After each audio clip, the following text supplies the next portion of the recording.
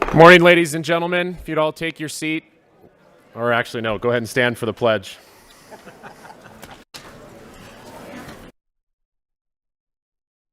I pledge allegiance to the flag of the United States of America and to the republic for which it stands, one nation, under God, indivisible, with liberty and justice for all. All right. Roll call, please. Commissioner Hubbard. Here. Commissioner Bradshaw. Present. Commissioner Helms. Present. Commissioner Barlow. Commissioner Morse. Chairperson Hassett. Present. Vice Chair Gillette. Commissioner Patillo. Here. Commissioner Martin. Present. Commissioner Ruge. Here. We have a quorum. Okay. Automated messages, please. Anyone who has not signed in, please do so at the table located in the lobby. Should anyone wish to speak, please complete a request to speak form, which is also located on the lobby table next to the sign-in sheet. A request to speak form must be completed for each item you would like to speak on. Please note, there are stairs on the right, left, and center aisles, and we ask that you use caution when using the stairs. There is also a ramp located to the audience's left. If anyone has written comments, exhibits, petitions, photos, or letters they intend to present at today's meeting, have 17 copies and give them to a staff member at the back of the auditorium. Staff member, please hold up your hand for the audience. If you do not have 17 copies, you may use the overhead camera to present your documents. Please place your documents on the podium and line it up with the arrows indicated. If you want your documentation to go on record, you must hand them to the clerk after your presentation with the agenda item number clearly marked on the documentation. Members of the public cannot speak to staff members that are seated at the tables with microphones during the meeting. If you have questions, please see the staff member located in the back of the auditorium. All speakers will be limited to 2 minutes to make their presentation statements. Everyone, please turn off all cell phones or place them on vibrate during the meeting. If you must take a call, please leave the meeting area and go outside to have your conversation. We also ask the audience to refrain from talking with one another during the presentations and discussions. Today, the Planning and Zoning Commission will hear public testimony and then forward a recommendation to the Board of Supervisors. Everyone attending the meeting is asked to remember that the administrative building and campus are tobacco-free areas, which means no smoking is allowed from curb to curb. No food or drinks are allowed in the auditorium except for bottled water. If there are any items remaining on the agenda, the Commission will break for lunch for 1 hour per the Chairman's discretion. As a reminder, the items before this commission will be heard at the Board of Supervisors meeting on Monday, November 4th, 2024 at 9:30 a.m. in this same location. Ladies and gentlemen, if you could please quietly take your seat so we can conduct the meeting, I would greatly appreciate it. Otherwise, please close those doors.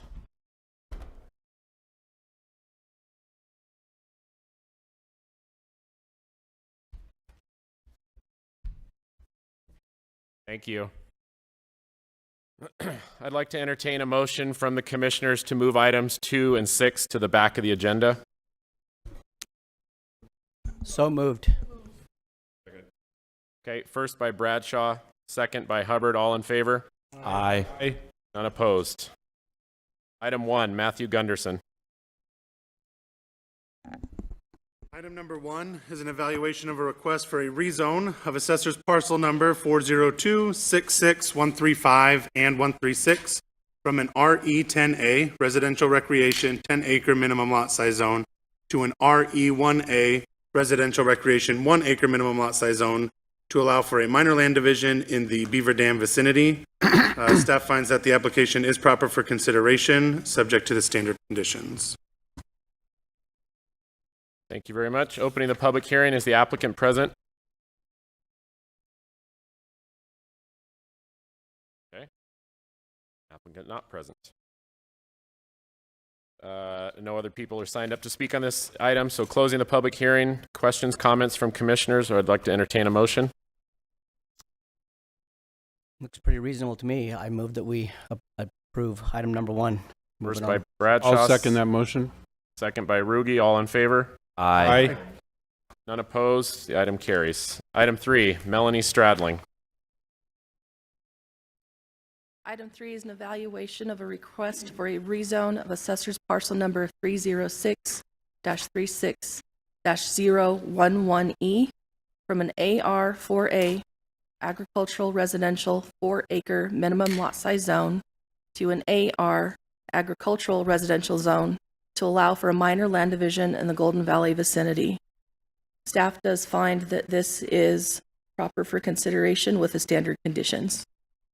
Thank you. Opening the public hearing, is the applicant present? Do you wish to speak at this time? Available for questions? No one else has signed up to speak on this item, so I'm going to close the public hearing. Do any commissioners have questions or comments for the applicant? Hearing none, I'd like to entertain a motion for item 3. First by Martin, second. Second. Second by Patillo. All in favor? Aye. Hearing none opposed, item carries. Item 4, Matthew Gunderson. Item number 4 is an evaluation of a request for a rezone for assessor's parcel number 306-26010D from an AR10A agricultural residential 10-acre minimum lot size zone to an AR4A agricultural residential 4-acre minimum lot size zone to allow for a minor land division in the Golden Valley vicinity. Staff finds that the application is proper for consideration, subject to the standard conditions. Thank you. Opening the public hearing, is the applicant present? Do you wish to speak at this time? Seeing no applicant, no one else has signed up to speak on this item, I'm going to close the public hearing. Any questions or comments from commissioners? I make a motion to approve as. Okay. First by Helm, second by Morse. All in favor? Aye. Any opposed? Hearing none, item carries. Item 5, Melanie Stradling. Item 5 is evaluation of a request for an amendment to the Mojave County General Plan from a general commercial land use designation to a suburban development area land use designation and a rezone of assessor's parcel number 316-13-171 from an A general zone to an AR agricultural residential zone to allow for a minor land division in the Dolan Springs vicinity. Staff finds that the application is proper for consideration, subject to the standard conditions. Thank you. Opening the public hearing, is the applicant present? Do you wish to speak at this time? Okay, closing the public hearing. No one else is signed up to speak on this particular item. Questions or comments from staff? Otherwise, entertain a motion for item 5. Motion to approve. First by Martin, second. Second. Second by Morse. All in favor? Aye. Hearing none opposed, item 5 carries. Item 7, Matthew Gunderson. Item number 7 is an evaluation of a request for an amendment to the Mojave County zoning ordinance, sections 19, 21, 22, 23, and 24, to allow for 6 or more chickens as an accessory residential use in our R1, single-family residential, RO, single-family residential, manufactured homes prohibited, R2, medium-density residential, RMH, residential manufactured homes, RM, multifamily residential, and RRV, residential recreational vehicle zones. This is an update based on a newly revised state statute that was passed earlier this year. We previously changed the ordinance to allow for chickens in all of the residential zones. However, we put a limitation on that as 1 chicken for every 1,000 square feet of lot area. Given the change to state statute, we are prohibited from not allowing a minimum of 6 chickens on any residential lot. So this is just clarifying that to stay up to date with state statutes. Staff recommends that these sections be amended. Okay. Opening the public hearing. No one signed up to speak on this particular item, so closing the public hearing unless commissioners have any comments or questions for staff. Commissioner Martin? You did say 1 per 1,000 square foot of property. Chairman Hassett, Commissioner Martin, that's currently how it's worded with those residential zones. However, and for like our R1 and RO zones, the minimum lot size is 6,000 square feet. So those ones generally should allow for it anyway. However, the wording of the state statute includes all residential zones. And some of like our R2 zone has a minimum lot size of 4,000 square feet. So if we kept it the way it was, those R2 zones would be able to, the way it's worded currently, we would say they could only have 4 chickens if they have a 4,000 square foot lot. However, the new state statute says that we can't prohibit, basically we need to let them have at least 6. So the changes in the wording to allow for 6 or 1 per every 1,000, whichever is greater. Okay, that was, I guess, where I needed clarification. Yeah, so Where it if you had a, says 6 or more, to me, that just leaves it wide open. I apologize, I should have explained that better. Yeah, so if you had a 10,000 square foot lot, you'd be able to have 10 chickens instead of 6. Okay, so do we need to clarify that, or is this verbiage? Chairman Hassett, Commissioner Martin, I believe the verbiage is good. So the wording in there is chickens raised for domestic purposes as an accessory use. A property may have 6 chickens or 1 chicken per 1,000 square feet of lot area, whichever is greater. Chickens shall be kept in an adequate enclosure that prevents them from roaming at large, and in no instance shall roosters or other poultry be allowed. For all properties less than 1 acre in size, any side of the enclosure is required to be shorter than the corresponding fence line. That last sentence also comes from the state statute. Because that's different than what we've got on our sheet, so that clarifies it. No other questions or comments? I'd like to entertain a motion. Make a motion. Okay, first by Gillette, second by Morse. All in favor? Aye. None opposed. Item carries. Item number 2, Matthew Gunderson. Item number 2 is an evaluation of a request for an amendment to the Mojave County General Plan from a suburban residential and public lands area land use designations to a heavy industrial area land use designation and a rezone of assessors parcel numbers 225, 11005, 006, 008, and a portion of 009 from an AR agricultural residential zone to an MX heavy manufacturing zone to allow for a natural gas-powered electric generation facility in the Mojave Valley vicinity. This is an alternative site to the power plant that was heard by the commission a few months ago. APCO, the applicant, is doing due diligence on this site here today and the previous site, and it's staff's understanding that they will select one of the 2 sites to move forward with purchasing and on to the Board of Supervisors. The Board of Supervisors has still not heard that item came before the commission previously. One of the conditions of approval of this one, along with the last one, is that the zoning will only become official once the sale to APCO is completed. For this item, staff has received over 200 letters of opposition and 6 letters of support. Staff finds that the application is proper for consideration with the standard conditions, along with the added condition regarding the sale of the property that was mentioned earlier. Okay, I'm going to open the public hearing for item number 2. Prior to calling up the applicant, I first want to thank you all for your professionalism and courtesy when both parties are speaking. We've been here before, and I think you guys did a really good job, even when other individuals were speaking, as far as not arguing or not having any outbursts. So thank you for that from the past, and I hope that it carries over to today. If not, there are some staff members from Mojave County that would more than happily show you the exit in the event that things get a little too boisterous. Secondly, I am curious if you would entertain an idea for me, and this is to benefit everyone here in this room, including staff, commissioners, and both sides of the party.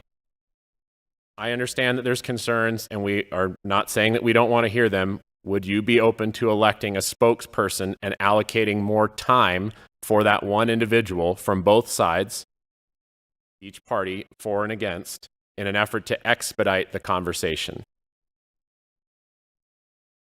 All right. Thank you. It was worth an attempt. So, with that being said, I am going to call the applicant. Do you wish to speak at this time?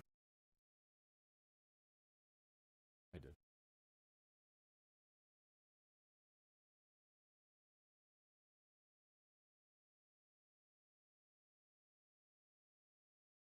Board, appreciate this opportunity. We do have presentation materials to make sure that you're fully informed. And we need to go through that. All right, thank you very much. Is this the clicker? All right. Also, in an effort to maintain everything, name and address for the record. I will. Hold on real quick here. Commissioner Hassett, do we want to give him more than 2 minutes, or we just want him to go through Only the because he is the applicant. If you have a presentation, that Okay. would be the only reason we'd allocate Okay. more time. Thank you. Thank you very much. My name is Tyler Carlson. I'm with Mojave Electric Cooperative. Appreciate your time here. I'm resident of Bullhead City. Do you need my exact address? Yeah, we do need a physical address for the record. So 3575 McCormick Boulevard thank you. in Bullhead City. Thank you very much. I'm here on behalf of EPCO. EPCO will be the owner. Who are we? Mojave Electric as well as EPCO. We're not-for-profit entities. We've been providing service since 1946 in Mojave County. Mojave Electric has. EPCO has been providing generation resources and transmission resources since 1961, actually operating gas units since 1964.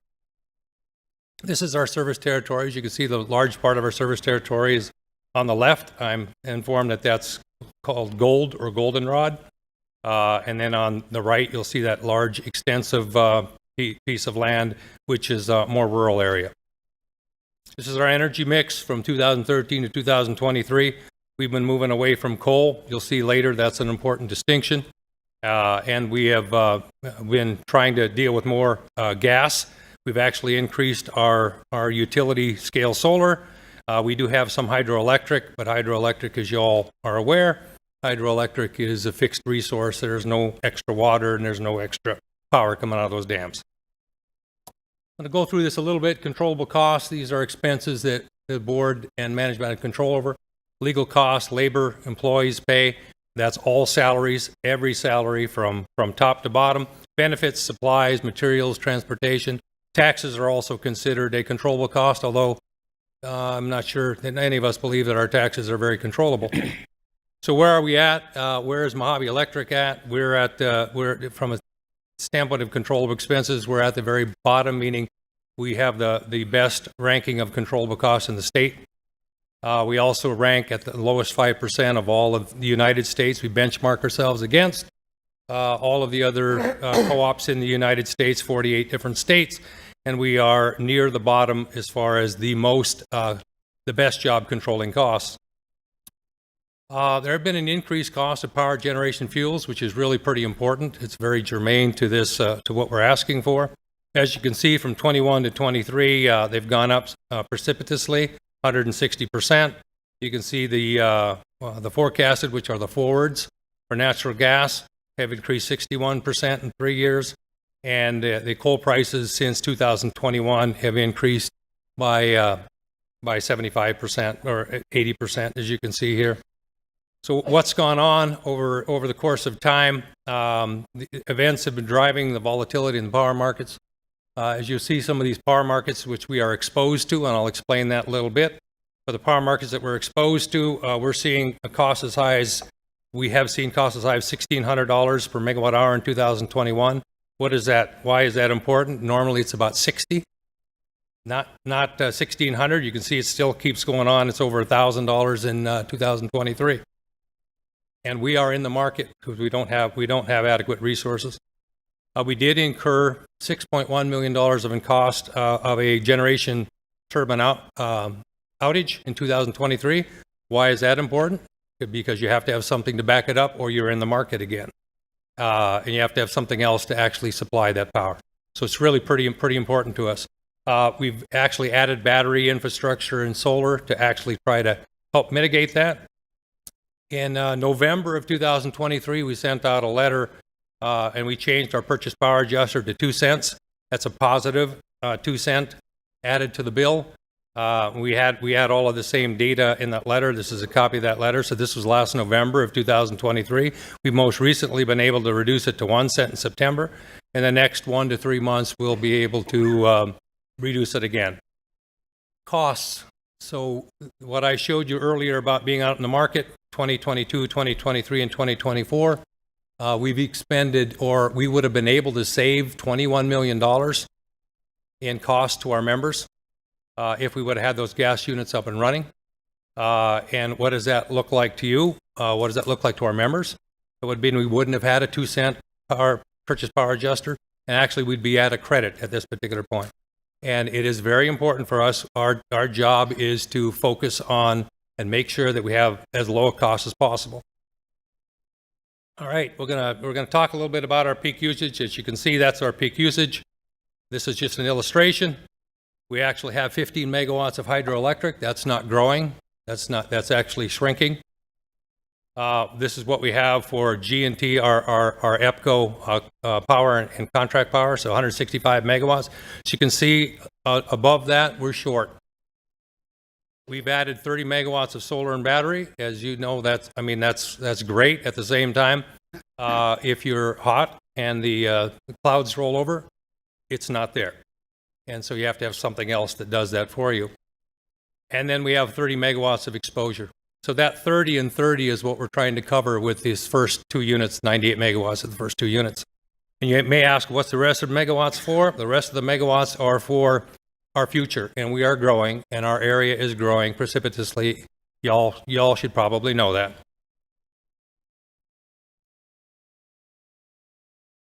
So one of the questions that has come up periodically is, man, we're just not sure that there have been transmission outages.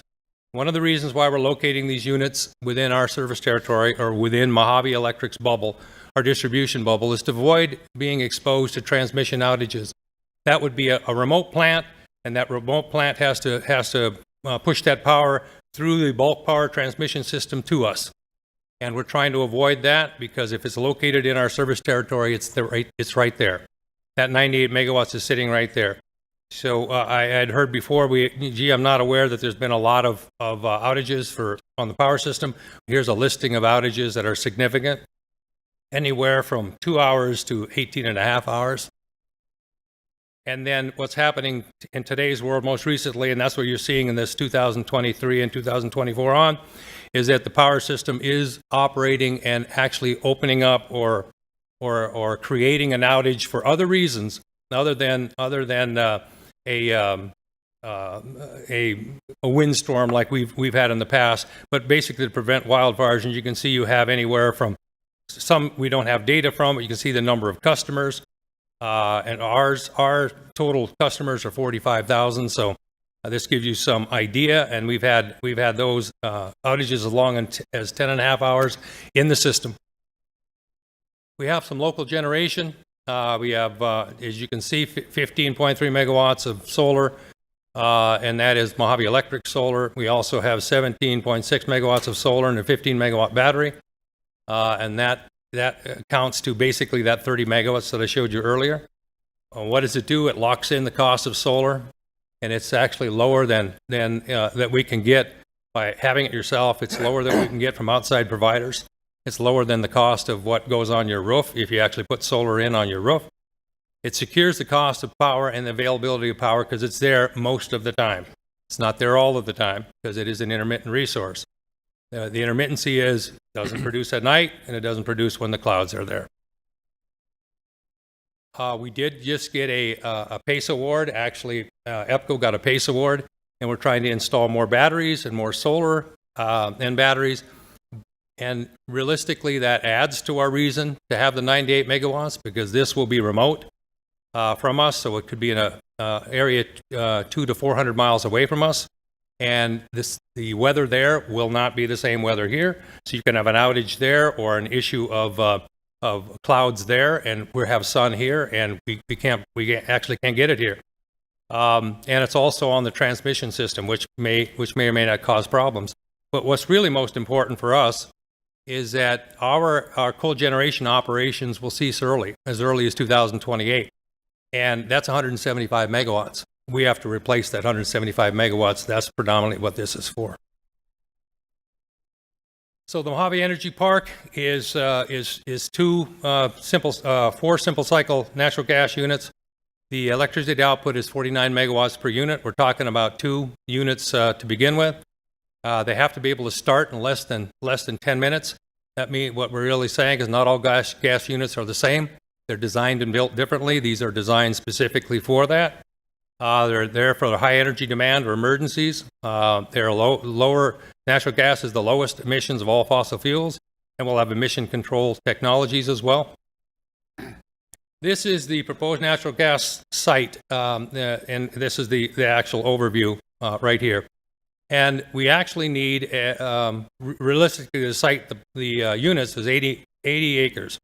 However, we actually have outbuildings, and you have other areas that you're going to have to deal with, and those areas, including some buffer, because you got to have some water treatment, you have to have some storage ponds, warehouses, that type of thing. But we also have buffering outside of it. We don't want to build right next to somebody or adjacent to somebody with the units, even if it's just a landowner. The site selection criteria is land. It's got to be able to connect to MEC's infrastructure, not the bulk power system. It has to be close to natural gas and water. We worry about the distance as well and the construction cost. And if you take a look here, we're talking about 1.2 miles to almost 1.5 miles away from any residential. And there's the site location as well, and you can see the distance from the residential lots is 1.44 and 1.17, and the previous location was 1 mile and just within a mile. So we've gone significantly past that. This was our original, or this was our most recent ask, the proposed MX zone, and that was in an agricultural area. And one of the reasons why we located it is because it's adjacent to, there's an existing sand and gravel mining just north and east of it. You can see within that shading. And there's a heavy manufacturing for mining, sand, gravel, concrete batch plant, hot mix plant that's just south. And so we were trying to locate near like areas if we're going to ask for a change in zoning. Well, actually now we've actually in the process of, and the person that's running that gravel pit is offered to sell that piece of property. So we're actually trying to locate it right on where the existing gravel pit is. And so it is in a like zone. Gravel pits are normally or usually zoned for general manufacturing or heavy manufacturing, unless there's some exemption. So reality is that we've been asked to move it out in the desert. We are really close to, or not, if not in the desert. We've been asked to move it on a piece of property that has already been used for something like this, and that's where we're at. And it happens to be it's a lot farther away. 67% smaller than the facility on Courtright. This is the ambient air quality standards against the Mojave Energy Park. And what I will point out to you is that the blue or blue-gray, whatever that color is, that you see are the requirements. And you can see to the left of all of those are what we're looking at as far as the outputs of those units. So it's well within all of the standards. In fact, in some it's barely negligible. The little one on the right-hand corner talks about what kind of output comes from other sources like trains and diesel products, and then you see ours on the very right. The South Point Energy Center has been brought up a few times to us. It is different. We're, as you can see, down to the transmission interconnection. It's connected to the bulk power system at 230 kV. We are connected to our 69 kV distribution system, which is not a part of the bulk power system. You can see all of the data on here. The distance of the homes is 1,218 for the South Point Energy Center. Ours closest distance is over a mile, 6,200 feet. You can take a look at the water use. You can take a look at all of the outputs. They're all on here. both use evaporation ponds. We are a not-for-profit. Calpine is a for-profit merchant entity. In the past years, they have tolling agreements, and they're registered in California to actually make market sales in California and into APS, which is in Maricopa County. This particular plant is only for us, and I keep repeating that because I keep hearing the disinformation about it's going to go out somewhere else. This is for our folks, and it is for our utility. And as you can see at the economic benefits, you can see the economic benefits on the right from an economic property tax, local benefits, including the school district, from 10 million, 5 million in property taxes, short of $1 million in local benefits, including to the school districts. These are SIMs, which are you're trying to show with measurements and all of that, and you're trying to depict what it'll look like. And this is from Hewlett and Vanderslice. That's the closest, 6,200 feet. There is actually a bluff in between this area and the units, so you can only see the tops of the stacks. This is King and Aquarius. You can see it well off. There's a circle, I think it's blue, that you have off in the distance. You can see where it would look like from King and Aquarius, and where we're at is the closest residential areas. There's Willow and Aquarius. You can see that as well, way off in the distance.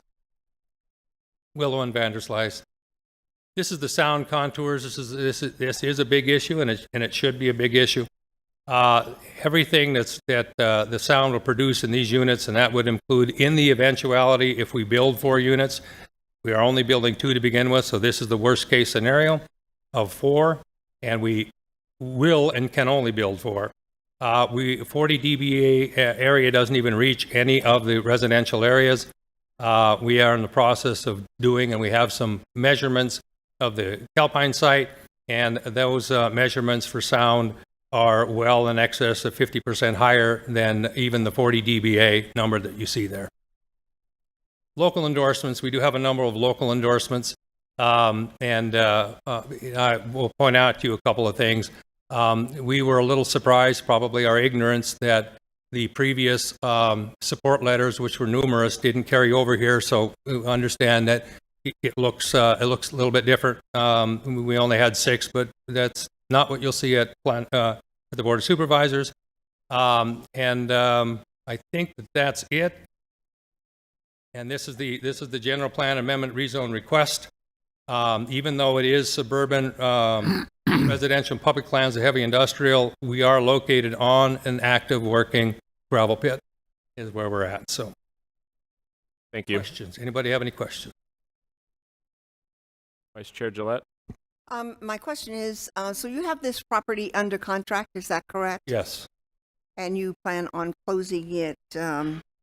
Soon as the zoning is done, then that's one of the prerequisites. There's a couple of issues, not just the zoning, but we have to do due diligence. You have to get engineers and technical people out there to do soil sampling. They got to do drilling. They got to do all of that stuff, and we're in the process of doing that. If any of that falls through, well, then before here and the Board of Supervisors, you'll be well aware. But those are the two conditions: is due diligence from a technical standpoint, as well as the permitting, the zoning. Okay, thank you. Part of the contract. Thank you. Commissioner Bradshaw? Thank you. So a couple of questions that I have. So you talked about sound. I mean, sound is a significant factor in everybody's mind. You said, according to your map, it was about 40 decibels. It's actually less than that. It's a good question. I appreciate that. And there's the map, and I'm color deficient, so my question is, so I can't tell you which is the one. And that's fine. I think it was fairly well presented. 35, 40 decibels is what it said at the closest residence. So how loud is that? Do you know? Well, we've when we were going through our process and we've had a number of public meetings, we have a demonstration inside the building, and that's the worst acoustics, by the way, is inside the building. It actually amplifies it. But we went from 60 dB down to 40 in that room in 5 dB increments. And we actually couldn't get to 40 because of the air conditioning fans on. The ambient noise is bigger than 40. So we actually turned everything off and then moved it to 40. And what most people, not everyone, but most people would indicate they can't hear it at 40 dB. This will be less than that. So it'll be closer to 35 dB. So another follow-up question. So water rights and water usage. So can you tell us what the water is used for? 480 acre feet per year. I mean, that's not a lot of water, but it's certainly not insignificant either. So what are you using that water for? What's the consumptive use? And then also, what water rights do you have to provide that water? Sure, great questions. From a water standpoint, all of the water, the majority of the water is used to facilitate our additional emissions controls. So what it is, it's actually spraying in the stacks to try to make sure that we get all that particulate matter and all of that stuff out so it doesn't come out. The majority of what comes out will be water vapor. So that's what it's for. And we do have water rights with our purchase agreement that Ms. Gillette talked about, is that yes, we have water rights in that for all of that.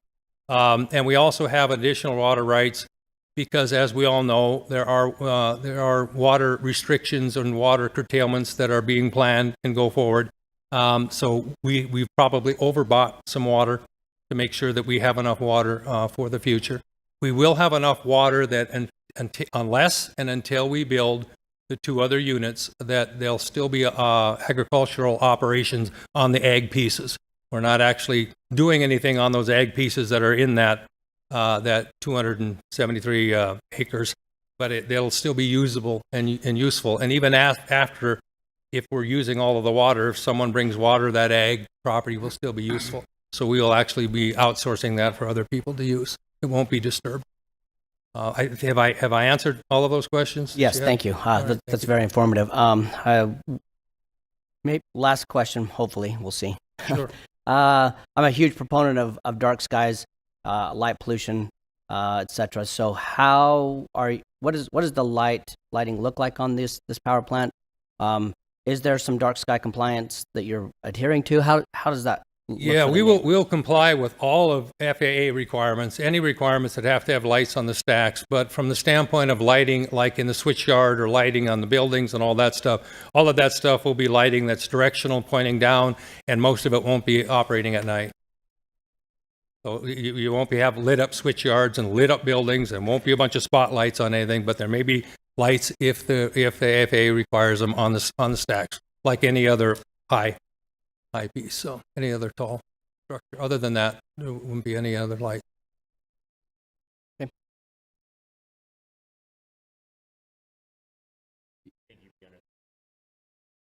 I'm sorry? You're under the height for FAA, so you wouldn't need I would additional hope lighting. so. I don't know that. I'm just not going to I don't think it would add prejudge that. anything. Yeah. Any other I hate to questions? tell you that it's not going to be there, and then we have to, and then by accident have lied to you. So that'll be part of this particular process. Any other questions or comments for the applicant from commissioners? Yeah. Tyler, what would be the average traffic related?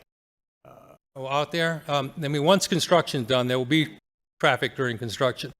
And probably most of that traffic will be local. There'll be a lot of materials that we have on that active site for us to build, but there's also, hopefully, depending upon how that ready mix and hot mix plant gets built just south of us, mostly the traffic will be there. Once it's built, then you'll have 3 to 5 people that are driving to work during the day or when it's operating on that particular road daily.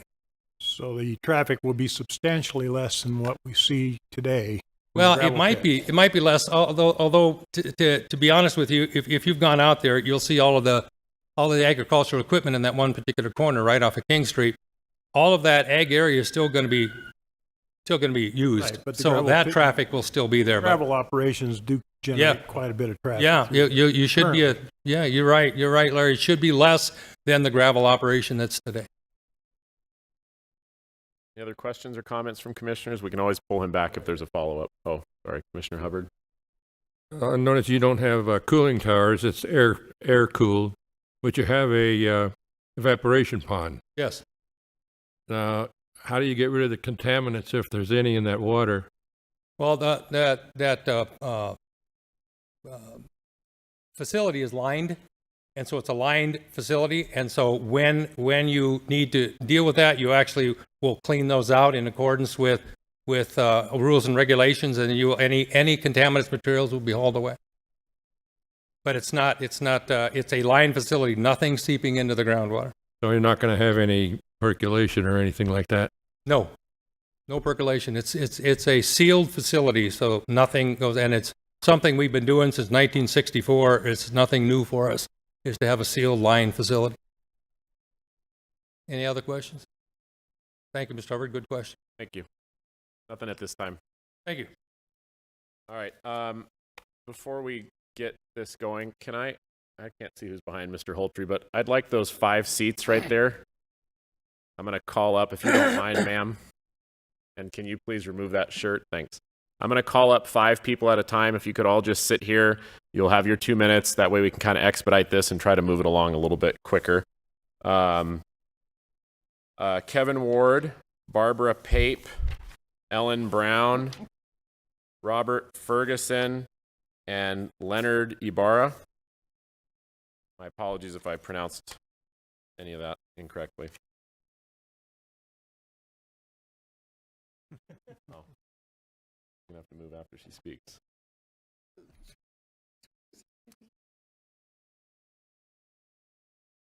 Mr. Carlson, you're also signed up to speak. Did you sign up strictly as the applicant? Okay. Kevin Ward, please. Name and address for the record. Name is Kevin Ward, 8230 Aspen Drive, Mojave Valley, Arizona. I'm a resident there, and I would love to have clean power generated locally. So that, in my mind, is an important thing. As you age, you worry about losing power and what have you. Secondly, I'm speaking on behalf of the Mojave Valley Fire District, which I'm a member of the board. We voted unanimously in support of this project. Mojave Valley residents currently enjoy the lowest fire tax rate of any area, and we've avoided raising taxes in the last 8 years. The tax revenue that will be generated by this will go a long way towards helping the school district, which we're aware of needs serious issues resolved, as well as us providing the same fire coverage. And by the way, our fire coverage includes tribal fire coverage because we provide fire and medical service for them. So we are in strong support of it. We've examined the project from the fire department technical aspects and fire marshal aspects, and we are in strong support of that. So we would like you to consider that. Okay? Thank you. Appreciate it. Barbara Pape.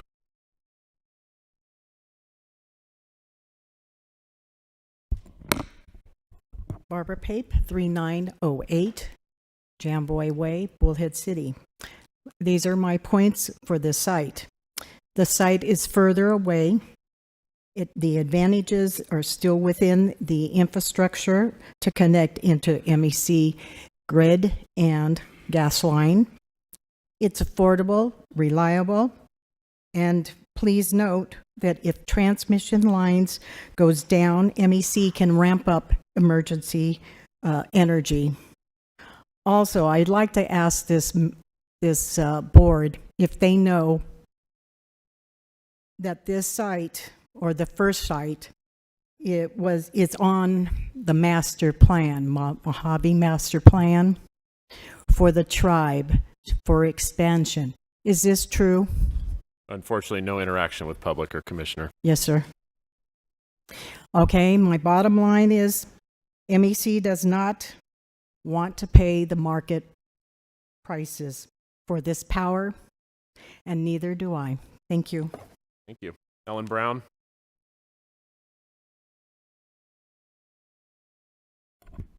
Morning, Commissioners. Ellen Brown, 2876 Enclave Drive, Bullhead City. I've lived in Bullhead City since 1980. I did work at Mojave Electric. I retired in 2022, so I know a little bit about this project and what it will do for our community. And it boils down to affordability and reliability. We've all seen during this summer with the increased purchase power adjuster what happens to our bills when we have to go out on the market. And bottom line is to keep our prices down, we have to provide our own source of energy during the peak times during the heat of the summer. So that's the affordability part. And the reliability part is if we should have, like Tyler had mentioned in his program, if we have any serious outages, we have a quick starting facility right here in our community to offset that until it gets fixed. So in my mind, that's a win-win. I was going to say something else. Anyway, that's it. So affordability and reliability. Thank you. Thank you very much. Robert Ferguson. I'm not exactly sure of the process. I wanted to yield my time to Roy Hagemeyer. So This says you're for the item, so I'm going to assume that was incorrect. I'm opposed. Well, clearly, I just Yeah. But anyway, thought I'd ask. You want to yield your I time to wanted to Roy? yield my time to Roy Hagemeyer. I will make a note of that. Thank you. Leonard Ibarra.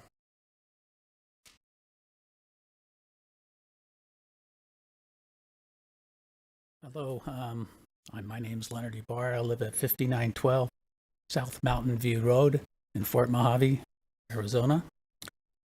Came here in support mainly because I've been fortunate enough to have Mojave Electric Corporation providing power to our residential house for the last 20 years that we've been here.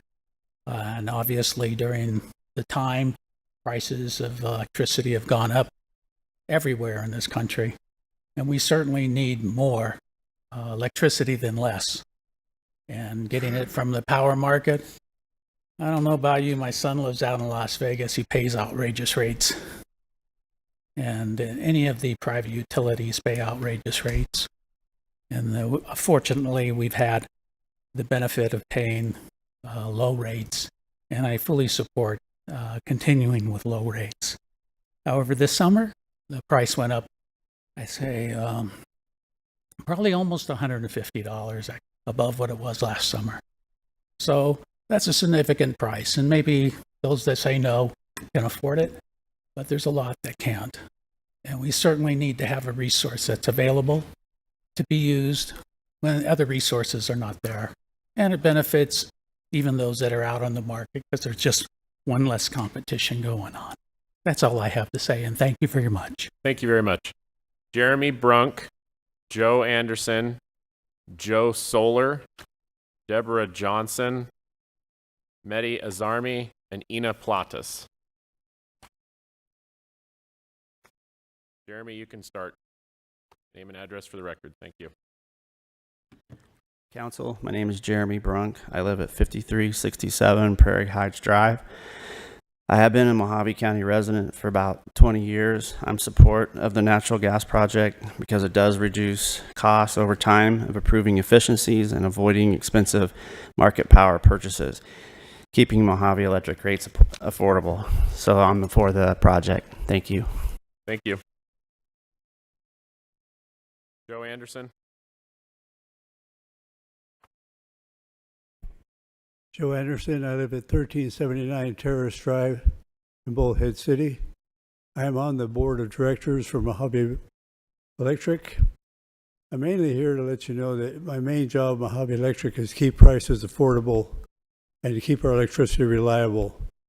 It's the main reason we want this plant. We need to get it going because, as you know, we're growing, and I think it's important that we have it. Thank you. Thank you. Joe Solar.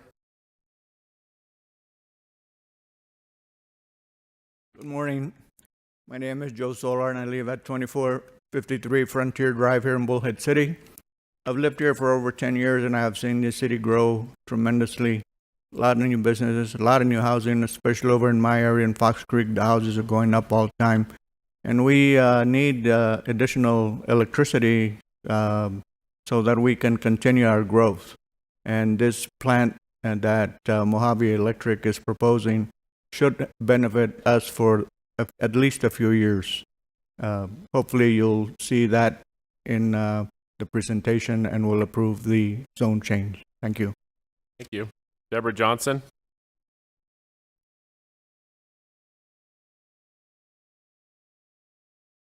Good morning. Deborah Johnson, 1176 Chaparral Drive, Bullhead City, Arizona. I'm also on the Mojave Electric Board of Directors. As duty of a director, we have judicial responsibilities to our community for the future, the cost reliability, and also the safety of what's around us for our community and members. This project has been looked into for the safety of the project and the units. It's to help our growth and our membership. Our community will need power as the future growing in our community, and we do need it. It's growing fast, but we need something effective, cost-effective, and reliable. This project is for Mojave County, basically for our community. The power will stay here to help us in our growth. We also have another power plant in Mojave Valley that does not supply us power personally to Mojave County. So that plant is also oil and gas. Our plant is going to be more effective with the gas units and how it's made, since this other plant was built in 2001. So for our future, I feel that this is an important need for our community to have clean, reliable, and cost-effective power for our future. Thank you very much. Thank you. Mehdi Azarmi.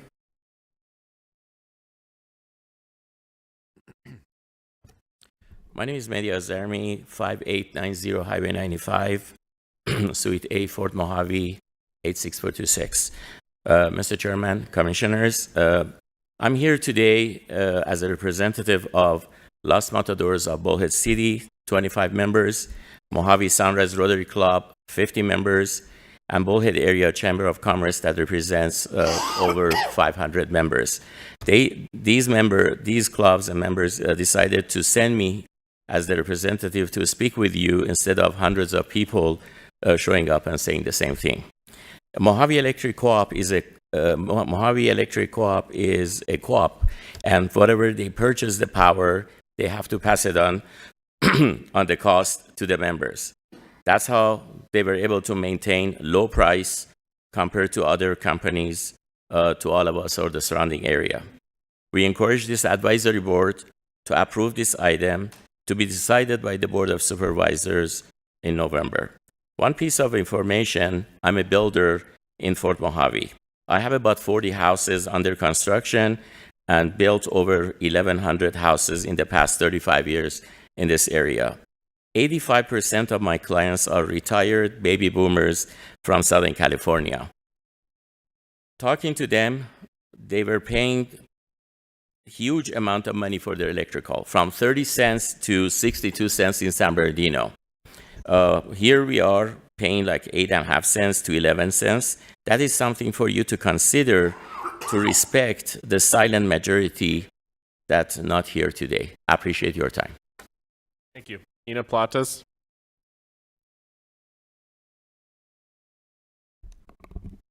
Good morning.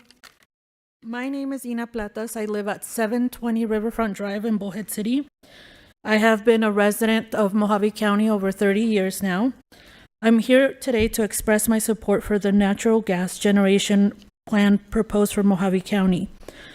I've lived here most of my life and I know what our weather is like. I lived through power outages, and as you know, they're not fun, especially in 115-degree weather. I do have a young family and we depend on MEC for power. They keep their rates as low as they can and they are dependable. But if their costs keep rising and our population keeps growing, how can they sustain the grid? From what I've learned about these generators, they will kick in when they are needed and are much cleaner than the old ones. They will also help to support MEC's overall resources, including their solar projects. We need to stand behind this project to make sure that MEC can provide us with the power that we need at a price that we can afford. Thank you for your time. Thank you.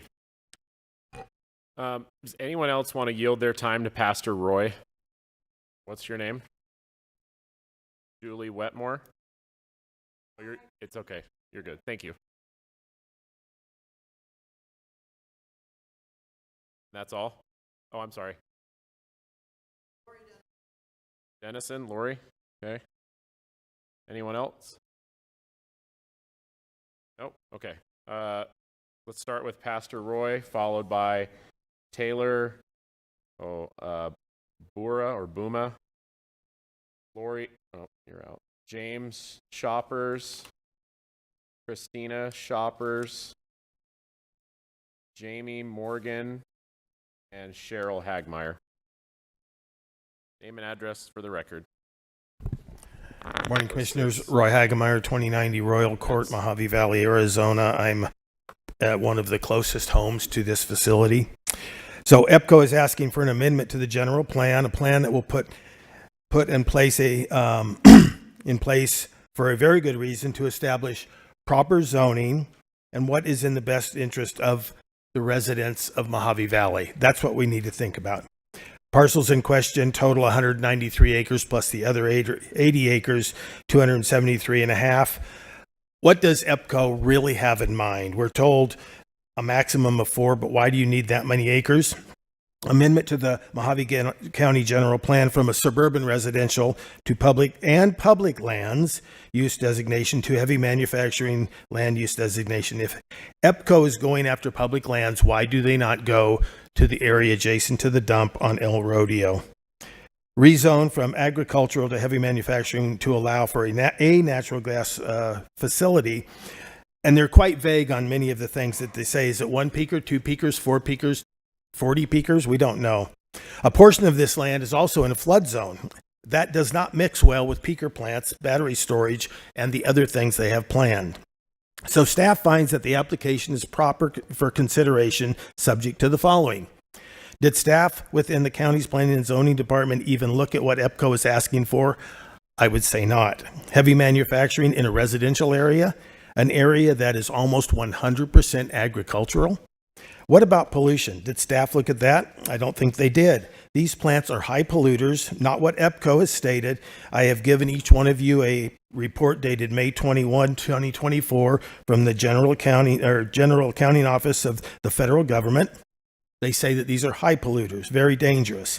Did staff look at the sound? The sound that is being spoken of is not what General Electric puts out. The LM6000s produce far more electricity, almost double what EPCO is saying.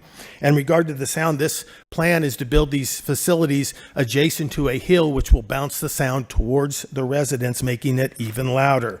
What about water? Did staff think about the water usage? Oh yeah, EPCO is being extremely vague on this water usage as well. We are in a severe drought right now. Arizona is being restricted severely. We don't have water to spare. And by the way, almost all the farmland in Mojave Valley is now fallowed because they are being paid not to grow because they are asked to save the precious water. The residents on private wells, such as I live on a well with 4 other parcels of property. Our well is about 85 feet deep, which is optimum for our area. We are afraid that when EPCO drills those 300-foot commercial wells, they will suck us dry. And when that happens, Mojave County will be responsible to supply water to those homes that no longer have water at the taxpayer's expense. Somebody else is asleep at the wheel. And these high-polluting, very dangerous facilities will be very close in proximity to 2 schools, a high school and a junior high school. Do we not care about our children's health? Seriously? What are we thinking? This should never have gone past staff review. According to Arizona Revised Statute 11-251, item 52, it says, county boards of supervisors shall make and enforce ordinances that are more restrictive than state requirements to reduce and encourage the reduction of carbon monoxide and ozone levels. We're doing just the opposite. According to ARS 12-8-2.1, this was a ballot measure that says that they anytime a government overreaches and passes regulations that do what this will do, that the law states that the state, the county, the city, or the town will pay compensation when land regulation results in any decrease in landowners' property value. This means that when you send this to the Board of Supervisors for approval and they vote yes on it, the county will be on the hook to reimburse all of the property owners in Mojave Valley for their property loss. It will be costly. By the way, Mojave Valley Fire Department, in my opinion, has far overstepped their bounds in endorsing this project. That is not what we have a fire board for. They're to handle fire department business, not go off endorsing private corporations.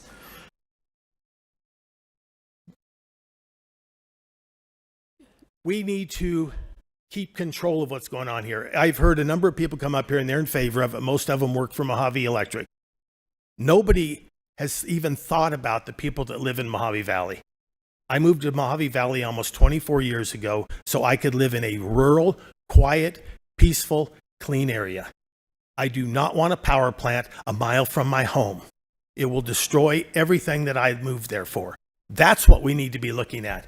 And nearly 2,000 people, well over half the population of Mojave Valley, has said, we don't want this. Now, we are not against building peaker plants, but build them someplace where it's responsible and it doesn't interfere with private property. This is just wrong. And I actually heard a rumor, somebody that spoke earlier, that the county, and there was an overlay on the planning and zoning website that said they were going to rezone all of Mojave County heavy manufacturing. That has since been removed, and I talked to Mr. Holtree and Mr. Gunderson about it a month ago, and they said that was not the plan, but the rumors are still flying around that that's what's going to happen. I hope that that doesn't happen. I would beg all of you to think about the residents of Mojave Valley. We need power. We all agree with that. But we need it to be put someplace where it is not interfering with the residents of Mojave Valley. It's just not right. Thank you.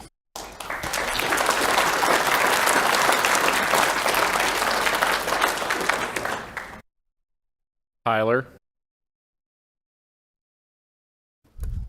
Good morning. My name is Tyler Boma. I live at 4950 West Apache Way in Golden Valley, Arizona. I work in Mojave Valley. And I absolutely believe that it's in everybody's best interest to have affordable, reliable power. But we need to do it responsibly. The whole idea of zoning is that it's intended to protect now and into the future the people in those areas.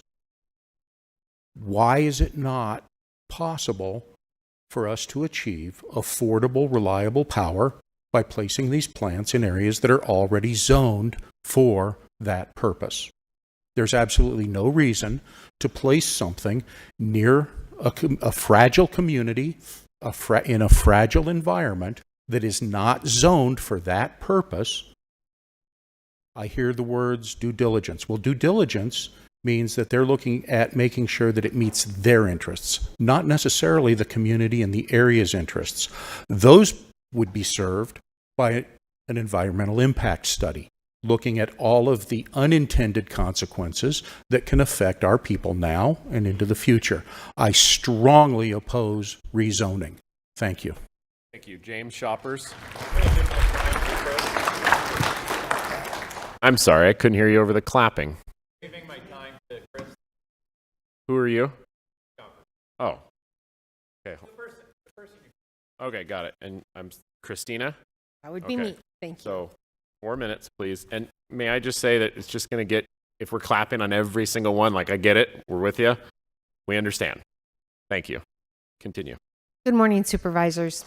I understand that today the topic is the 193 acres that they want to have rezoned. However, isn't this a little bit of deja vu? Because back on June 12th, we met with EPCO, which, by the way, was actually present at that time. I don't know why Tyler Carlson from MEC is allowed to speak as the applicant when it's actually, to my knowledge and to your paperwork, EPCO that is actually the applicant. But anyways, I proceed. So back on June 12th, the summary at the end of the meeting, when you guys took your vote, was you voted against a rezone.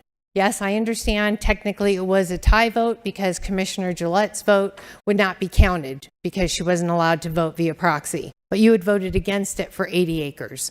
So I'm not really clear why you would be reconsidering this over 193 acres and potentially, since the 80 acres is still an active applicant, 273 acres.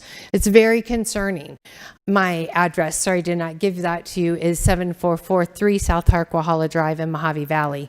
So this new 193 acres is adjacent to my property. I live near Hewlett, so I'm extremely concerned.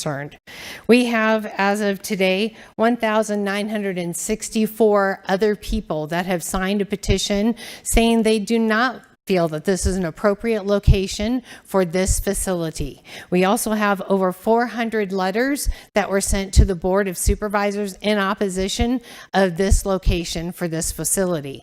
Again, the majority of us are not against power. We understand we need power, but we have to be responsible, and we have some due diligence and some responsibility to the property owners. So there are 2,300 homes that are in the vicinity of these proposed sites. That's a substantial amount of people that bought their property with the expectation that they could live a rural lifestyle. That was their purpose. And to now come in and make an egregious ask of them to rezone this into heavy manufacturing is just wrong. What about them? Do they matter? What about the water usage? With the water that they have allocated from the fields that they'll be purchasing, they're fallowed fields, so nobody's using that water right now. That will have a huge impact. There's 120 homes around this proposed site that are solely reliant on well water. They do not have any water company water available to them.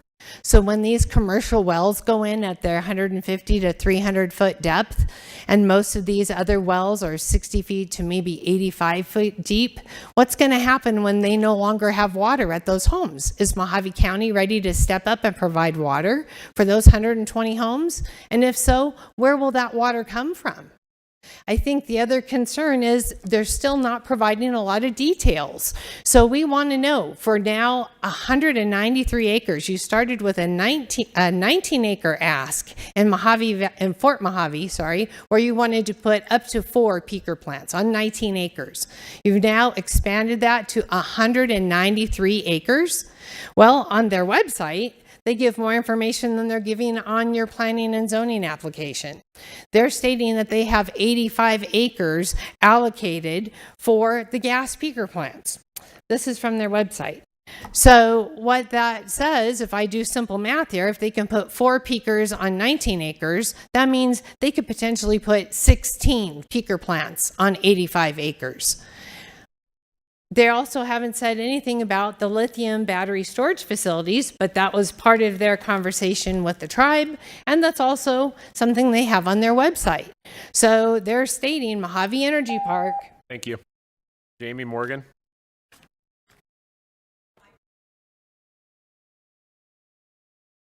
Who are you? Okay, so here's the deal. I'll do that. Is there anyone else that wants to allocate and allot time? We can't do this at the end of every conversation and then try to pick up where we leave off. I'm sorry, ma'am?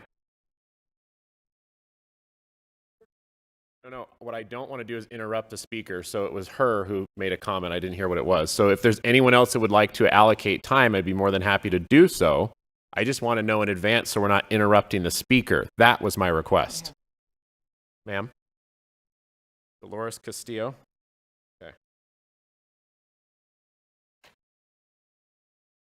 And your last name in the back? I'm sorry, I can't hear you. Okay, thank you. Continue. Thank you. Yes. So the other thing that was not included on their application, but they are advertising about it for Mojave Energy Park, their billboards and on their website says solar plus battery plus natural gas. This is all under Mojave Energy Park. They did have conversations with the tribe about lithium battery storage facilities. Why are we not getting information on that? I don't see how you can possibly make an intelligent decision about the rezone of 193 acres. If you count the other 80 that are still in play, we're talking 273 acres in an area that is right now residential, agricultural, and farmlands into heavy manufacturing without knowing the details of what are they going to do with all that land. 273 football fields worth of land, 193 football fields worth of land, that's a lot of land. And to think it's only going to have 2 peaker plants because that's all they're disclosing right now is, I think, ludicrous. So I think we as Mojave County and you as our representatives and the people that are protecting us need to be getting a lot more specifics and details before you can even consider a rezone application. That's like writing them a blank check for 273 acres of land with, well, they'll get back to you with the details later. Because the fact is, once it's rezoned to heavy manufacturing, they don't have to get back to you with the details. It's already zoned the way they need it, and they can move forward and do whatever they want. But you know what? As I was walking through my neighborhood, my neighbors were pretty angry about this, and they were asking me, Chris, why is something like this, something at this level, not being held for public vote? Chris, why is it we're not being notified directly from the county about this? These are good questions because you're asking an egregious ask of the residents of Mojave Valley to have their way of life changed forever and dramatically. There are better places for this. There are areas already allocated heavy manufacturing. As they put in their presentation, EPCO, who's the real applicant, was just awarded $485 million grant. So they can afford to move this away from the residents and put it in an appropriate location. It doesn't need to be near our residents and our schools. So I'm hoping that you guys will look into this and think about what we're saying here today. The water is another huge issue. Ma'am, Thank you. just for the record, you are notified by the county for any kind of zoning change. Anyone within a certain vicinity of that said zoning change is notified of that. So please make sure you disseminate that information to your neighbors that are upset.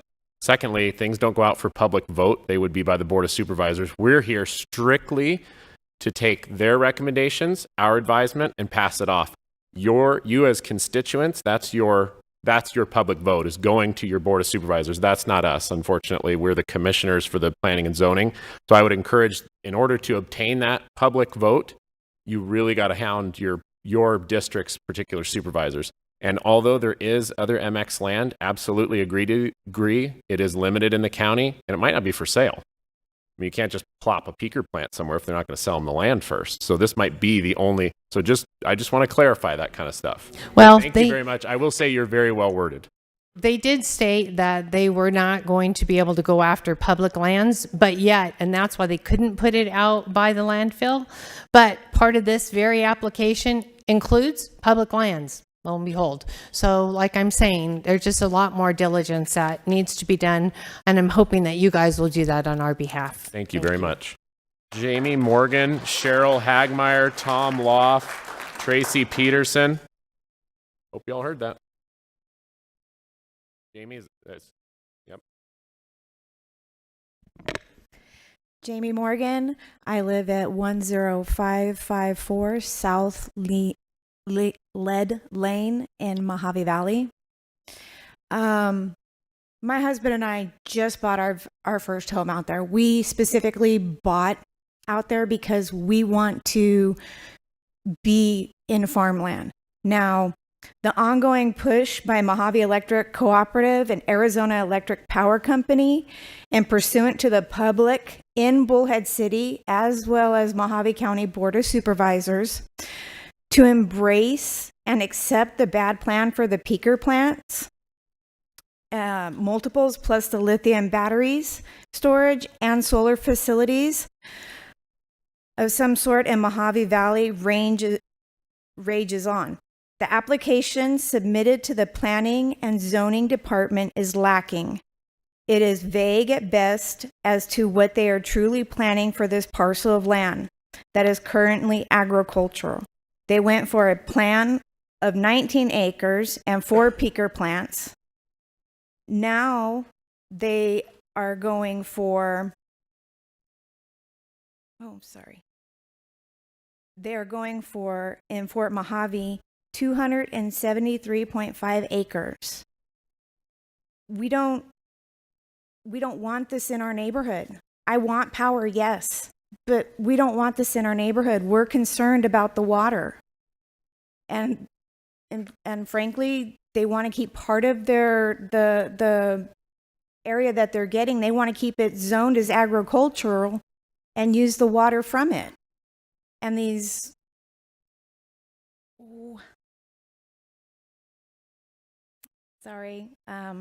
the pools where they're going to be putting this off water, and they say they. Thank you very much, ma'am. Cheryl Hagmeyer. And then I just want to make sure everybody heard me because there's only one person sitting there. Tom Loff. Tracy Pearson. Is that you? Okay. Dean Campbell. Larry Hammond. Caroline Strecker. Good. Name and address, ma'am. Thank you. Cheryl Hagemeyer, 2090 Royal Court, Mojave Valley. We, the people of Mojave Valley, protest the location of this very dangerous and bad idea. We moved here more than 24 years ago, not because we wanted to live in the city or near a peaker plant, but because we wanted to live in a very rural, quiet, peaceful area. That is Mojave Valley today. If you approve this bad idea, all of Mojave Valley loses. It will become a waste dump where nobody wants to live. Do any of you live in Mojave Valley? I would say not, but you get to make the decision that will destroy Mojave Valley. I know there's some elites in Bullhead City that think this is a great idea, and we have two people here today who are on the board right now. Mr. Hassett and Mr. Helms both sit on the Chamber of Commerce board with a man named John Martell, Mojave MEC's COO. Can they even remotely be unbiased? As that very board voted to endorse this bad idea at Tyler Carlson's urging, I believe it would be only fair for the two of them to recuse themselves from this vote. They cannot be fair or unbiased on this decision, as they have already made up their minds in favor of MEC. The application is vague, it's dangerous, it's irresponsible, and it needs to be not see the light of day. Does anyone understand the implications of this proposed amendment and rezone? High pollution, dangerous sound levels. It is a danger to school children, a danger to our senior citizens who have breathing issues. It will suck the aquifer dry, leave residents without water. If this is passed, it will most likely cost Mojave County millions. Thank you very much, ma'am. Tom Loff.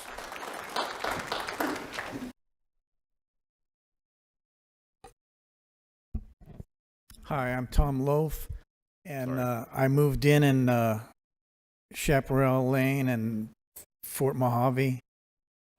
Before then, I moved in California, 1960. Unfortunately, right next to the City of Industry, which has Quometco there, an RSR company, and we've been fighting them. They're now called Ecobat. We've been fighting them since I moved in, and I just have to tell you, the EPA, the DTSC, and the AQMD are all on their side. You can't get them to do anything. All their tests are averages, so that it looks like, oh, they're perfectly okay and perfectly clean because all the tests are averages. It's just impossible to deal with them after they get in. I urge you not to let them come in to begin with. My house had a beautiful creek 2 blocks away.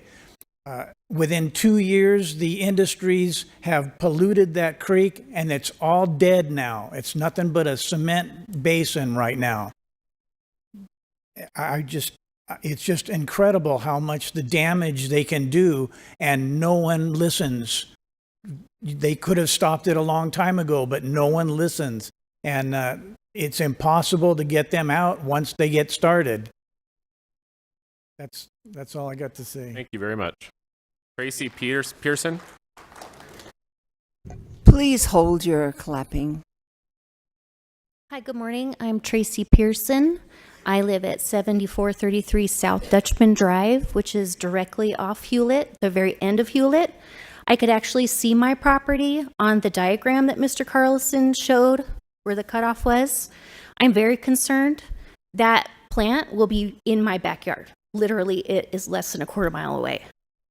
I'm worried we're on a well. The gas line runs across our street, so there is no way to get under that gas line to run water to our house. I have a child that has asthma. I'm wondering what this is going to do for him. We moved out there. We have horses, chickens, goats. We moved out there for the quiet, and now we're going to have this monstrosity in our backyard. It's very upsetting. There's other places they can go. They do not need to be a quarter mile away from our houses. It's ridiculous. So I urge you to please vote no on this. Thank you. Thank you. Dean Campbell? Yeah, I live at 7421 Lost Acre Drive. I'm actually closer than her. I have a view that's beautiful right now, and it won't be if this goes. I moved out there 2 years ago, went to you guys and said, are you going to mess with me? Is my view going to, oh no, sir. It's residential and farmland. You'll be fine. Here I am 2 years later fighting to keep my view. I have COPD. I'm just one little guy, but my dad was a Marine. And he said, we have a motto, no one man left behind. Look behind me. How many one men's are there? A lot of us. And if you vote for this, you're leaving us all behind. You might as well just throw us in a hole. My property is all I got. All my money's tied up in that house. It'll be worth half if I'm lucky. I owe half. So that means I can't leave. I can't sell. I'm just stuck there. Again, I'm just one guy, but there's a lot of me standing behind me. And if it gets to go through, you can move it. There's all kinds of places to put this plant. And you can say, well, yeah, but they've spent a lot of money. Well, I spent a lot of money to buy the house, and I came to you and asked you, am I in danger of getting it messed with? Oh, no, Mr. Campbell, you're fine. Again, we're not fine. I'll give the rest of mine to the next guy. How long was that? What is that, 30 seconds? Okay. Who's the next guy? I'm assuming is Caroline? Is that yes? All right. I think so. So 2 minutes and 30 seconds. Name and address for the record. Oh, I'm sorry. Well, you're already up. Come on. There's someone else. Go right ahead. 2:30. Hi there. My name is Caroline Strecker. I live at 5556 South Integrity Lane, Fort Mojave. My credentials are that I'm a board-certified family nurse practitioner. I practice hospital medicine in a rural community, and I'm currently onboarding for emergency medicine out of Las Vegas, Nevada. I'm a teacher at MCC. I teach in the nursing program. I'm a former care flight nurse with EMS experience, and I'm familiar with fire department and PD capabilities. I'm also your newest member of the Board of Health for Mojave County, previously from the Public Lands and Recreation Commission. I had contacted the Public Health Department for U.S. regulatory statutes and advisement, and they had directed me to the EPA. I will be providing all of my credentials and the resources that I had used, which supports an opposition of all the particulate matter, which was also mentioned in Mr. Carlson's presentation, that states that I'm not just concerned about the health of Mojave Valley, Fort Mojave. This will affect Bullhead City as well. The wind blows from the north to the south. We live in the desert. It's going to agitate COPD along with premature deaths in people with heart or lung disease, non-fatal heart attacks, which the statistics also show. Once you have a heart attack, you have a 5-year likelihood of having a recurrent one. along with irregular heartbeats, aggravated asthma, and decreased lung function, increased respiratory symptoms such as irritation of the airways, coughing, and difficulty breathing.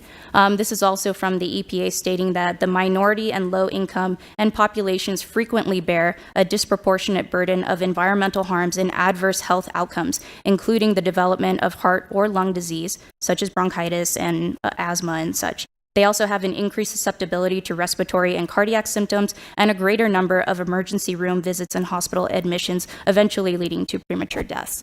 I'm a healthcare provider, so health is where I'm coming from. I'm not just worried about Mojave Valley residents, I'm also worried about people in Bullhead. We have a lot of CHFers, which is congestive heart failure, COPD, respiratory, so I'm in absolute opposition of this. I have what I last touched base with Supervisor Gould's office, so I wanted to clarify on this. When we had an email confirming on October 4th, yes, there was over 1,900 petition signatures and 401 letters against versus 45 in favor, so a 10-to-1 ratio from what I understand.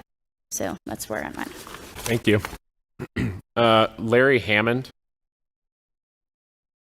So, Miss Sanchez, you've yielded, so 4 minutes for Mr. Hammond. And then, I'm sorry, 1 second before you get started. Can I have Felicia Keika, Kim Qualey, Ashley Hemmers, Fiona Cormez, my apologies if I said that wrong, Irene Ehrenstrom, and Early Loff to the front, please. Go ahead. Hello, everybody. My name is Larry Hammond. My address is 2725 East Oach Drive, Arizona Village, Arizona, 86440. Inye chahamaka vidum kor Joam Pipachum Hamakav Chidum. I am Mojave Indian. My Mojave people are with me today. We're back here once again when we were here prior in June, and nothing has been considered. It's still going on, and it should be. We told them we're not against it, but we don't want it in our area, as well as the other residential area people. Bullhead City is a place you guys can have this project. We don't want it where we're at. We have our reasons. It's been told today to you guys, to your faces. And enough is enough. No is no. We don't want it there no more. Don't want it there at all. People had showed 400 plus letters against this compared to the 6 letters for support. And over, it's been told us that we didn't want it and it's not supposed to be there. And you guys are just laying on it, just considering it still. It's still on the agenda. And a no is no. So I asked today that not to be built there. I oppose it 1,000,000 times, over and over infinity. Enough is enough, and we need no more of this. So I hope you guys can come to put your heads together and come to an agreement, and hopefully you guys can help us and support us in not having that place over there in our area, in our neck of the woods. If you can't respect us as Mojave people, as human people, as residential people from different races, at least respect our land. Thank you. Thank you. Felicia Keika.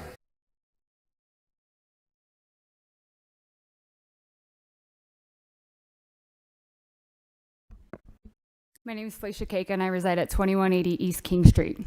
I'm the second closest house to this power plant. My family resides at the mile marker west of this project on East King Street, again, 2180 East King Street specifically. The proposed facilities impact our neighborhood is alarming, threatening the growth of our family, home, and community. The natural beauty that drew us to this area, compelled with the rezoning of agricultural land to heavy machinery, will transfer our skyline from the peaceful farming vista to one dominated by cooling towers, smoke, steam, and potential for decreased wildlife and unforeseen health risks. By the way, we already have a power plant in Mojave Valley. I don't think we need to. The development casts doubt on a 5-year plan to build another home here. raises concerns about property values, and poses questions about the health implications for my children, the school, and many others in the nearby school system, which is within view of the high school, still in view of the junior high. I urge you to consider that no cost savings can justify the harm to our residents and future generations. The fact that this is under consideration by county officials and MEC is bewildering. My fiance, who is a contractor, I am confident that there are alternative locations for this plant that would meet investors' needs, support community growth, and not fringe on our living spaces. If Mr. Carlson wants it in a residential area, let's go ahead and put it up McCormick. The issue at hand is cost. All I hear about is cost, not the health, not the well-being of the children. It moved from Mojave Valley Junior High over to River Valley High School. I have children at both. If MEC truly operates as a cooperative, then delaying the return of investment to preserve our community should not be an issue, especially when it equates to a negligible annual dividend for cooperative members compared to our contributions. I implore the council leaders and board members to reflect deeply. Thank you very much. Kim Quayle.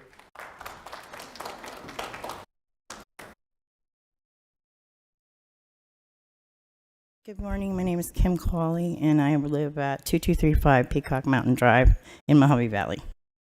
And I just have facts for you. You've heard everything. We're not against the power plant. We're against the location. Right here, I have the LM6000 fact sheet product specifications on my phone. Let me bring it up to you. And the one thing that I wanted to show you on the specifications is that the decibels for any and all are 85 decibels per turbine. I don't know if you see that. I also want to read you one of the ordinances that you have here in the county. 37W, Industrial Performance General Provisions. And under standards, they have a F, which is no noise or vibration other than normal vehicle traffic shall be permitted, which is discernible or neighboring residential sites to unaided human senses for 3 minutes or more duration in any 1 hour of the day between the hours of 7 a.m. to 7 p.m., or 30 seconds or more duration in any 1 hour between 7 p.m. to 7 a.m.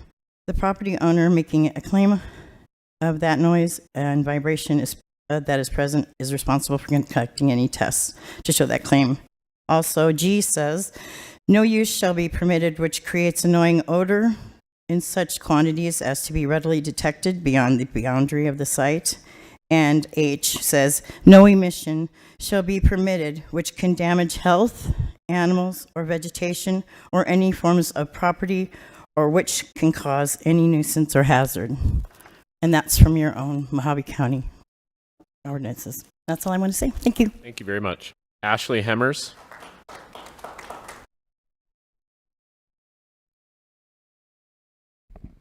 Good morning. How are you doing today? Pretty good? Good, thank you. My name is Ashley Hemmers, 2550 Spirit Mountain Drive, Mojave Valley, Arizona, and I'm here to speak on behalf of the Fort Mojave Indian Tribe Tribal Government. We submitted a letter to the Board of Supervisors and also are here to make a hand delivery of the said letter in opposition of what we're here for, the rezone application, because it's not in compliance with the general land use plan. And because it's not in compliance with the general land use plan, we are asking that the Commission follow the general land use plan and ask the entity to exhaust any and all options throughout Mojave County to identify a more viable location for this business. Since our time in June, we met with Arizona APCO. We've met with APCO. APCO was able to provide good conversation with our tribal elected officials. They had stated that they were clearly moving forward with trying to seek a rezone. In that meeting, they did let us know that they don't own the land and that they're only an agent acting on behalf of the landowner. And we tried to ask about MEC's connection, and it was a little vague. And so what we said is, in terms of general exploration for natural gas, one of the misnomers is that Fort Mojave is against the gas plant. We're not. part of the presentation that happened earlier, I noticed in some of the slides that there was a comparison between the gas plants and what the proposal is. And that comparison didn't include that ours actually follows the National Environmental Protection Act and a full environmental impact study. And so that's one of the things that's not included in the application. And we're here in this second application to clarify. We got the same notice as Mojave Energy Cooperative on Friday late morning about the letters not being able to be there. So the 237 letters you received. Ma'am, I don't want to cut you off. I want to see if anyone wants to yield time, because I know that you work for the tribe? Yes, I'm here on behalf of the Fort Mojave Indian Tribe. Okay, is there anyone, Kiona Cormez, Irene Aramstrom, Early Loff, or Bruce Brashard, that would like to yield their time to Ms. Hemmers? Okay, I'm sorry? Kiona Corms, okay. Reset for anyone else? No? Okay. To be clear, we received the same notice as of Friday. In the last 3 business days, we were able to collect those 237 additional letters in opposition, which accounts for about 10% of the population, and we're ready to collect more before the November 4th meeting. In this meeting here, we heard about the silent majority of, 300 homes, 19 property owners. For us at the tribe, we have over 1,500 enrolled members, and that does not include our lineal descents, which means that we have over a 5,000 majority silent majority in the Arizona, California, Nevada area. And that does not include all of the property and residences that we provide service and power to, and that have purchased property in Mojave County so that they can have a rural lifestyle. A couple of things to make clear. The tribe does provide through contracts. We pay for fire and emergency services to Mojave County because we are aware of the large deficit in available services due to the small tax rate. And so on behalf of the tribe, we provide a contract to the fire department, Mojave Valley Fire Department, so that they can have expansive service. We had 2 large fires over the course of this summer, and it was still not enough resources for them to undergo the emergency response that was necessary to maintain that area. So we worked through our other collaborative agreements with the state of California and Nevada so that we can make sure Mojave County was okay, because a large part of our stakeholders live in southern Mojave Valley. Also, the public lands in this second application, another thing that we're bringing up to the Board of Supervisors is now that there's a public land portion, not just disturbed land, it also brings into critical lens the migratory habitat of the endangered desert tortoise. And so that's another key piece to this application that wasn't part of the application materials that went to the county, but something that we are looking into and working through the Board of Supervisors to let them know the concerns. Thank you very much. Thank you. I have a question, and I'm only asking this. It's not normal to interact with the people who are on call to the public, but because you work for the tribe, you identified a couple of points that other individuals had brought up.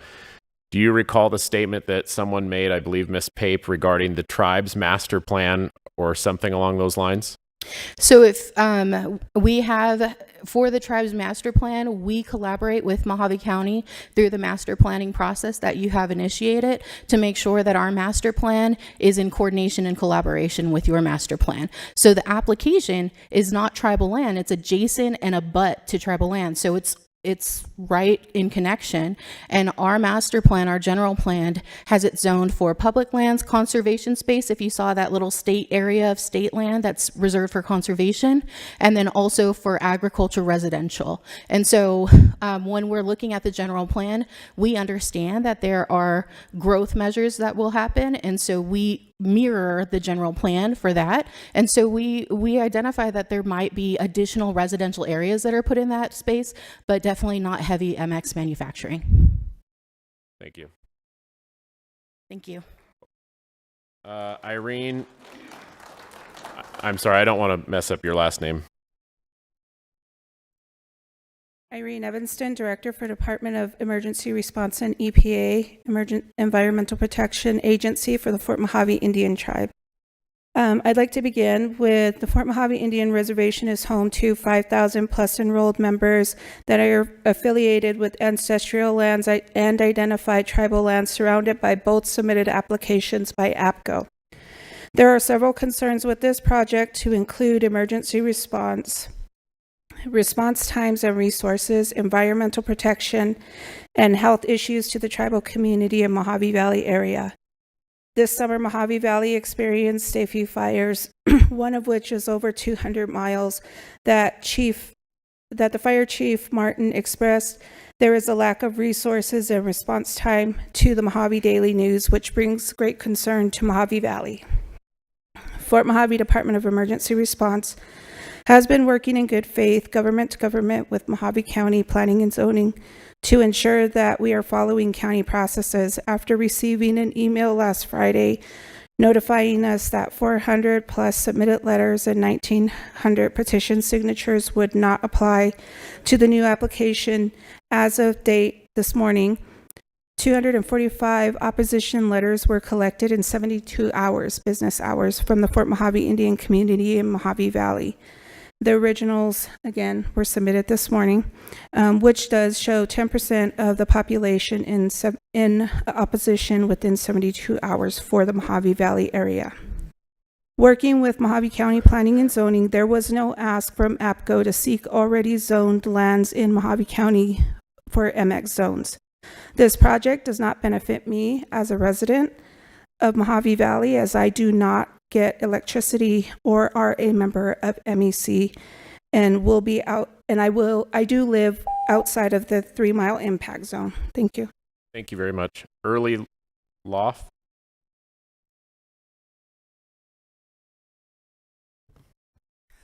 Hi, my name is Early Loaf, and I'm at 1328 Chaparral Road in Fort Mojave. And in 2006, I came out here to get away from a lead acid battery facility, recycling facility. So I love the clean air here, and I prefer to breathe, because breathing clean air is very healthy for us. Okay, so I do not want this plant in our backyard. I know that they said they weren't going to contaminate the groundwater, but I find that really hard to believe. I'm sorry. So I really want them to stay out of our area. You know, this is a huge desert, and I'm sure they can find some place away from the populated area and schools. If they build it, then if you rezone it, they will be able to build pretty much whatever they want later on, and you won't be able to get them out. Okay, chemical plants and the lithium battery storage facility are very scary. Here's some of the pollutants that they will emit into our air and contaminate our groundwater. Sulfur dioxide, that's SO2, and NOx, nitric oxide and dioxide, particulate matter, CO2, carbon dioxide, mercury, and they contribute to formation of smog and acid rain. NOx and SO2 emissions contribute to the formation of ground-level ozone and fine particulate matter, which can lead to the respiratory and cardiovascular problems, and exposure to mercury can increase the health issues ranging from cancer to immune system damage. All of this is according to the EPA. You can research that. We do not need this in our town. If it gets approved, like I said, they will be able to build what they want. Thank you very much, ma'am. Bruce Burchard. Or Bossard.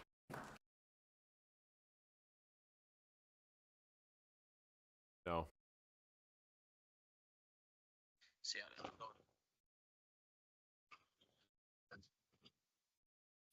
Ready to start? Ready to go. My name is Bruce Bossard. I live at 3000 North Prescott here in Kingman. And my passion is our aquifer. Whenever there's a rezone that involves water usage out of our aquifers, I always come down here and toot a horn. Best available control technology is required for stack emissions. And here seems to be, to me, that we're taking one of the cheapest routes out, and that's spraying some water in the exhaust stacks to reduce those emissions into a reasonable level. There are plenty of other technologies, such as catalytic conversions, et cetera, and I just don't understand why we're spraying water into our stacks to meet those emissions. And my recommendation is maybe we ought to take another look and go back and say, hey, what else can you do besides spraying water into the stacks, exhaust stacks to reduce emissions? There's plenty of best available control technologies out there to meet those standards without the water issue, without the use of our aquifers. And that's about it. I just wanted to bring that up. Thank you very much. Thank you very much. Is there anyone else who would like to speak on this item? One. Nope. Going once. Come on down. Oh, that's not. Nice try. Good. I like the attempt. Nobody else signed up. I was just being polite. So, all right. Name and address for the record, please. All right. Name and address: Robert Jacobo, 6084 South Scorpion Lane, Fort Mojave, Arizona.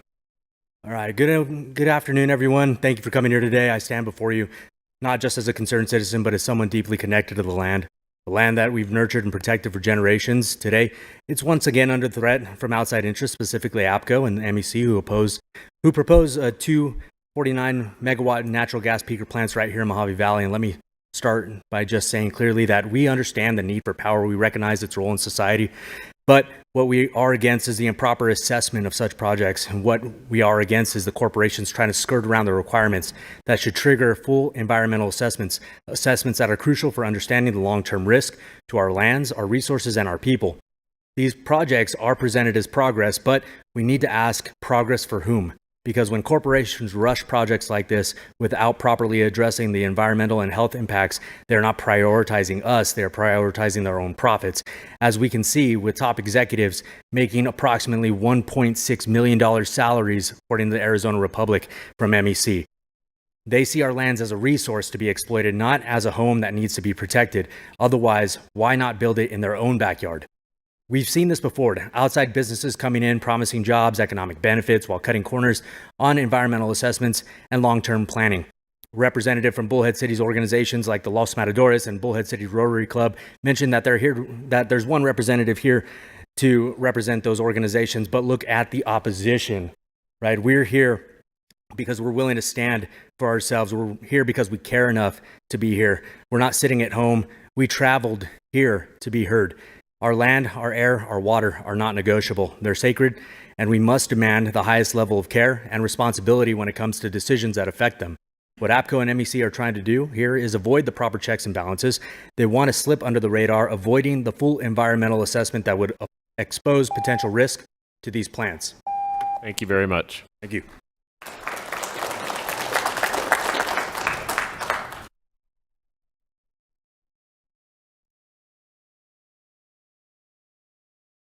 My name is Kevin Nestrick, and I'm a member of the Board of Directors of Mojave Electric Cooperative. I have lived at 20... Oh, sorry.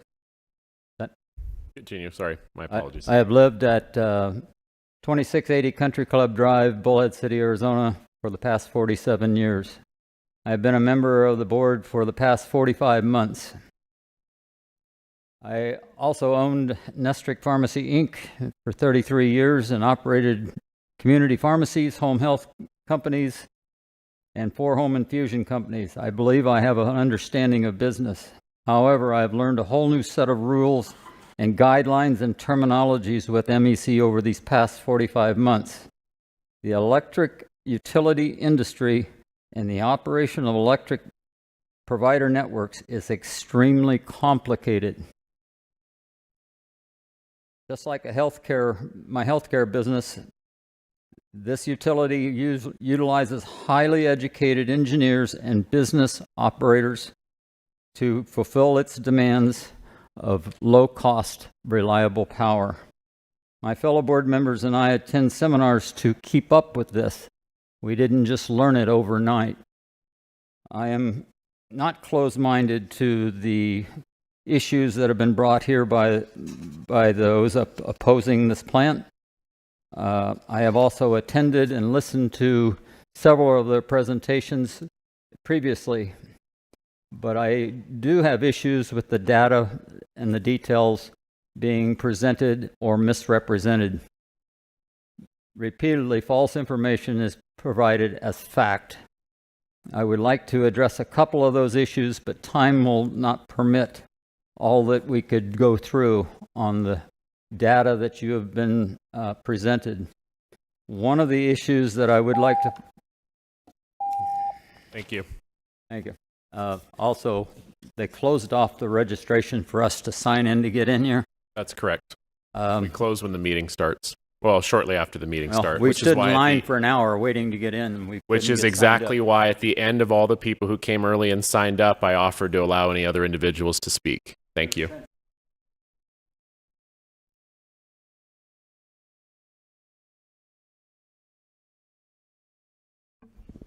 Eva Corbett, Bullhead City, 2426 Topanga Drive.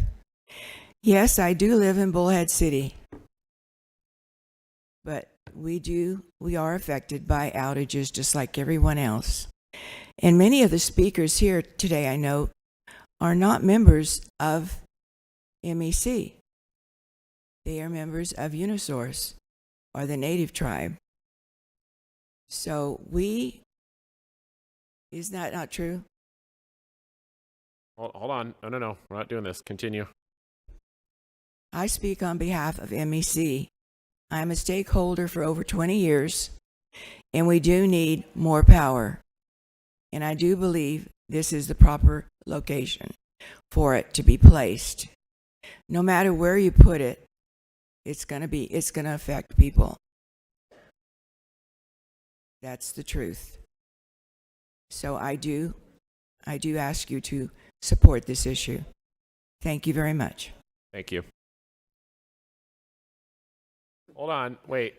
They were all very respectful from this side to this side, so let's please show the same courtesy when they're speaking. Thank you. Afternoon. Thank you. My name's Chris Johnson. I'm from Fort Mojave. I am an MEC. May I have your address, please, sir? 5176 South Antelope. Thank you. I'm an MEC customer. I've had good service from MEC. I would say I'm in support of this. I come from California, Riverside, California, where there's one of these plants in place, and we had no problems with them there. I am concerned about the future growth because at some point there's going to be shortage of power, if you will. Tyler talked a little bit about having additional megawatts available for that. If we don't have available the peaker plant, if you will, if we don't have that, it's at some point in the future you're going to run short. And I know that most people come up here and talked about potential medical issues or whatever, but if you're short of power and there's rolling brownouts, I can tell you, you're not going to like it at all. This plant is fairly efficient. It's cleaner. It's in an existing gravel pit. And one of Mr. Carlson's charts, he talked about South Point. That's a 500 megawatt plant that's on Indian land currently. It's generating existing power. It's using gas. If you're concerned about emissions, that plant's putting out far more than what this plant would put. So the only thing I'd say to Tyler Carlson is I'd ask, there is a good point they had about land. Explore possible options. I don't know what they are. That's all I have. Thank you very much.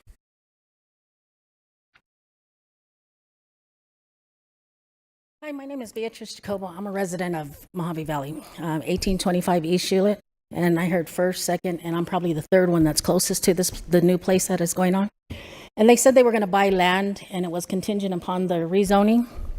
So I'm a little bit confused about how everybody is talking about it's going to benefit Bullhead City. Nobody's really against what the power plant is. They're really against the rezoning of it. So if it is not the fact that one thing that we are missing is that they still have a capability of putting it where they first said they were going to put it. So why can't they put it back there? Then we wouldn't be having this big problem going back to you guys, coming back here. So if they could just put it where they were supposed to put it, so it benefits whomever over there, all the Bullhead City residents, that would be perfect. They do not have to come down to the valley where it doesn't benefit us. Like I said before, and I'll say it again, is that somebody just said that we are not, there's a lot of people speaking that don't benefit from MEC, which is true. But what we will be doing is benefiting the bad health habits that they have, all the emissions and everything while they get the electricity.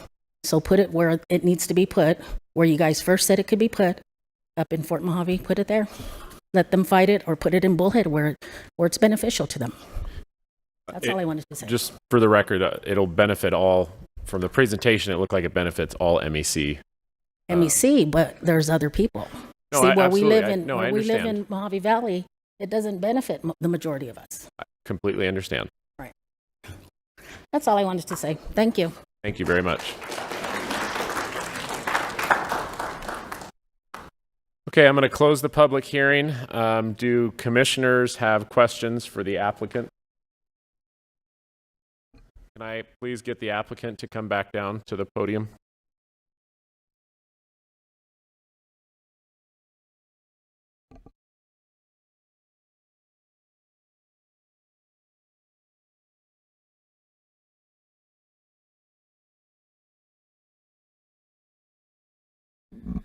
Yes, sir. Who wants to go first? I'll start. Commissioner Ruge? Earlier, you had a map that had the two areas that MEC serves. There was the small area down in this area, and then the larger area north of Kingman. About how many customers do you have in each of those areas? Yeah, the area that we're talking about, if I can bring it up, but the area that was on the left side, on the west side, has got about 92% of our load, and our customers are in that. Thank you. That on the left, it goes from Bullhead City down to Golden Shores. 8% of the folks are in the more rural area, which is that big extended piece that includes all the way down from Wiki up all the way to the Grand Canyon. Right. And how many total customers? I'm sorry. 45,000 total 45,000 customers? meters exist in for Mojave Electric, and it's growing monthly. But yes, 45,000. All right. And a number of people brought up that there have not been environmental assessments. Those, I assume, would have to be done. I guess maybe that's more of a question for the county staff. Environmental assessments would have to be done. Yes, we have to actually do all of the environmental assessments. We have to go to ADEQ for air permits. All of that permitting has to be done. It's not done at this stage because you don't even know if this is where it's going Yeah, to be. exactly. I mean, you're not going to do all of that with a site that you're unsure of whether or not it can be zoned or used. But all of that is part of the due diligence that would occur. Meaning, if we don't get those permits, water permits, air permits, any of those environmental permits, you don't get to build it regardless of the zoning. Sorry, I have a follow-up to that because it's something I made a note on. The woman that works for the tribe, she had said that your plant doesn't have to adhere to the same guidelines as their plant, the Calpine location, and I don't remember the acronym that she used as far as emissions controls. Yeah, ours the plant will have to meet all of the emission requirements that the state has or the federal government has put on towards the state that the state administers. So any of the permitting, whether water or air, we have to follow that. That's what I was confused with. Go ahead. Yeah, I just have made some notes and was wondering if maybe you could clarify some of this. One of the speakers brought up the fact that the lady from the tribe mentioned that Calpine was followed the National Environmental Policy Act and had EISs and everything else. My understanding of that is unless there's a significant federal nexus, you shouldn't have to follow that. Is that correct? Well, you may be right, and this is not my expertise, but you may be right. But my point, though, is that any required environmental action that we are required to do, we will follow and we have to follow. And you'll have to get something like a Title V air quality permit? We're going to have to get air quality and water quality permits, yes. And you'll have to report your emissions to the state of Arizona. Absolutely. And that's publicly available to anybody that wants to And know. monitored as well. Yes, They sir. charge you a lot for them, What's that? and they charge you a lot for those emissions as well? Charge you a lot. You mean to monitor those? No, they charge you for emissions under a Title V permit at least. Yeah, if they. that's what you're getting. Yeah, do they charge you for it? Yes, and and also the process. I know last time I knew anything about it, Surbat Landfill had to pay something like $50,000 a year for their emissions. Yeah, and the landfill issue, adjacent to landfill issue is that we went to the public agencies, the county as well as the state, and inquired whether or not we can acquire the property, and we were rejected. So that's the long and the short of it. Well, you also wouldn't have fee title to it if it was the BLM. Absolutely. You would just have a lease. There's also no water at Surbat Landfill. I drilled a well out there when I worked for the county. and You we are got correct. Water got would to be 1,000 feet deep and just came up with dust. right. You are correct. As far as the evaporation pond, I assume you'll have to get an individual aquifer protection permit That is correct. and have leak detection, which precludes contamination of the groundwater. That is correct. You have to have monitoring wells as well. Yes. Okay. Floodplain issues. Do you have foresee any issues complying with any, for lack of, and forgive my ignorance, but if you need a 404 or like permit from the Army Corps to utilize the floodplain or something from the Mojave County Flood Control District, do you foresee any problems with your plant operating? Yeah, no, we don't, because the place that we're actually going to put the 2 units that may be 4, and there will be no more than 4. It just can't be. You can make the permit, make sure that says that you can't put more than 4. It doesn't bother us at all. But it's up on a higher level, so it's not in the floodplain itself. Where we're putting the units is in the gravel pit that is not in the floodplain. And my final kind of question / comment would be, on the emissions, you had mentioned something about, spraying water in the stack. Another commenter brought up that, that's the easy way out. You're just spraying water in the stack. But what emissions you're talking about? It's primarily you're going to be emitting carbon dioxide, aren't you? Yeah, primarily that. I actually had a slide for that for you. See if I can get to it.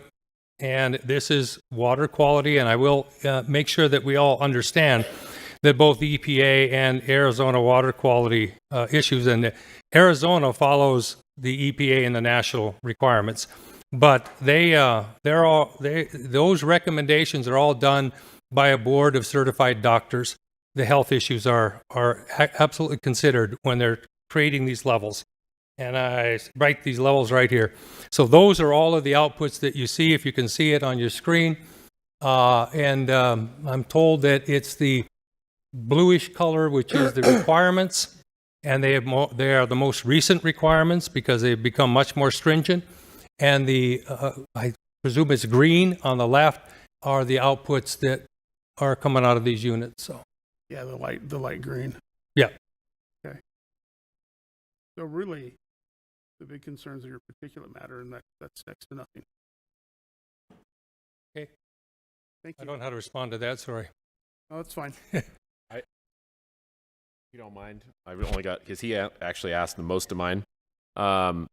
There was talk from this is number 3, right? So pieces of land. This is Fort Mojave, the other place in Mojave Valley, and this is the 3rd attempt. You went from 19. This is the 4th attempt, actually, but yes, because we every time that we've gone through this, we have taken people's input, tried to move it, and tried to find a better location. At this point, a gravel pit, an existing gravel pit that's in the desert, that's over a mile away. We think we have found it, and it meets all of the requirements: connection to our system, natural gas, and water.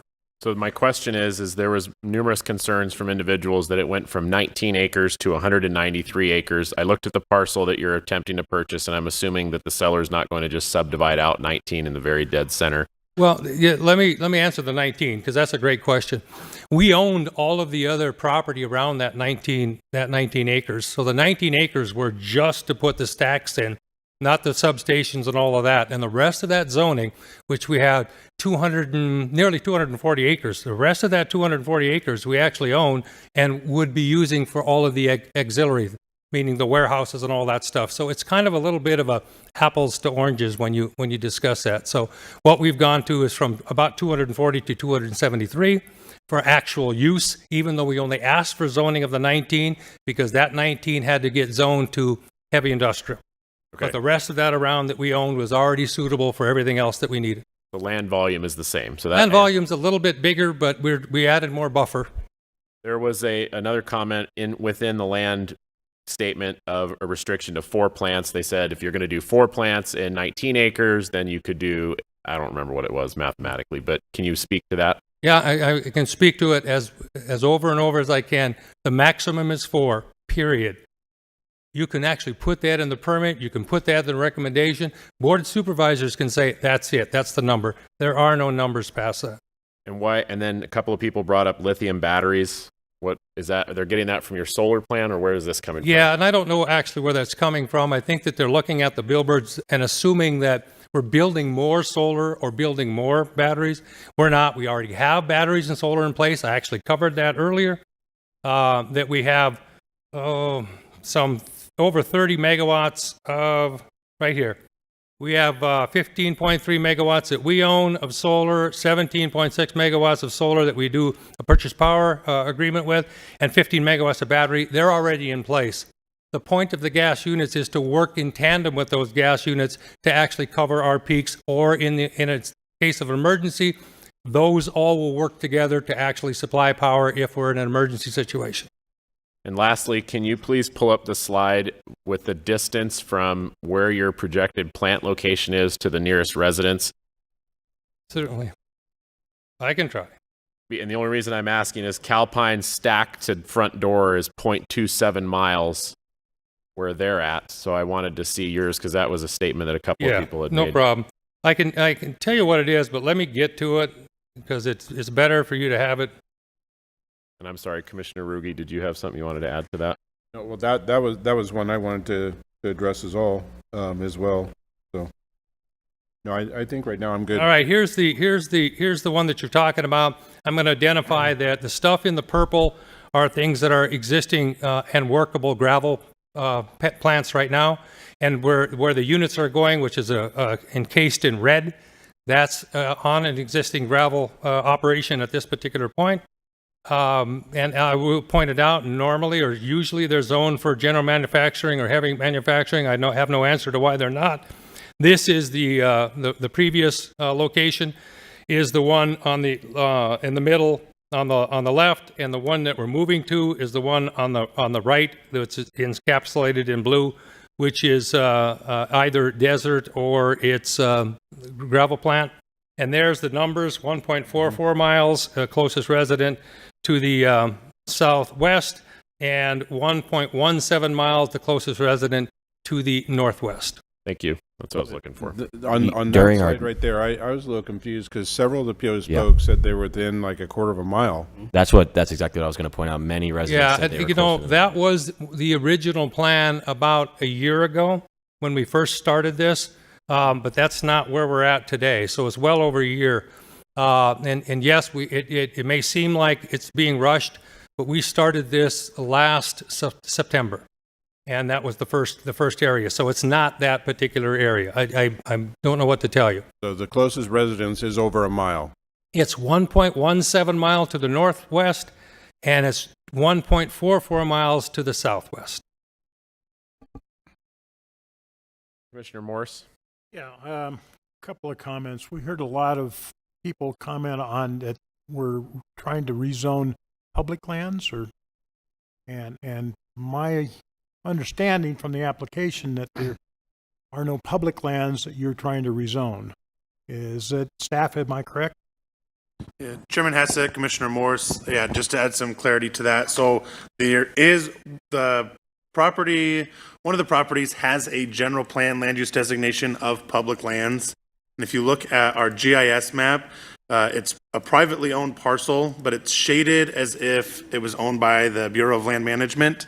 And so I don't know, I wasn't here the last time the general plan was did a major update that we're going through now. But it looks like that was done in error basically because we had a privately owned parcel that was given a public lands designation probably because it looks as if on our GIS as if it's owned by the federal government. It is privately owned, and so it is not currently owned by the public. And it's not, it's in the general plan, it's not necessarily zoned public lands right now. That is correct. The zoning is currently agricultural residential. Okay. I believe the shapefile that we received from the federal government was an error, and that's why it showed that it was public lands, but it is private, and that's why we put the designation of public lands, but that's an error. Well, I think what I'm hearing is a lot of the public thinks that we're rezoning or potentially rezoning public lands to private use or private designation. No, it's all private. Thank you.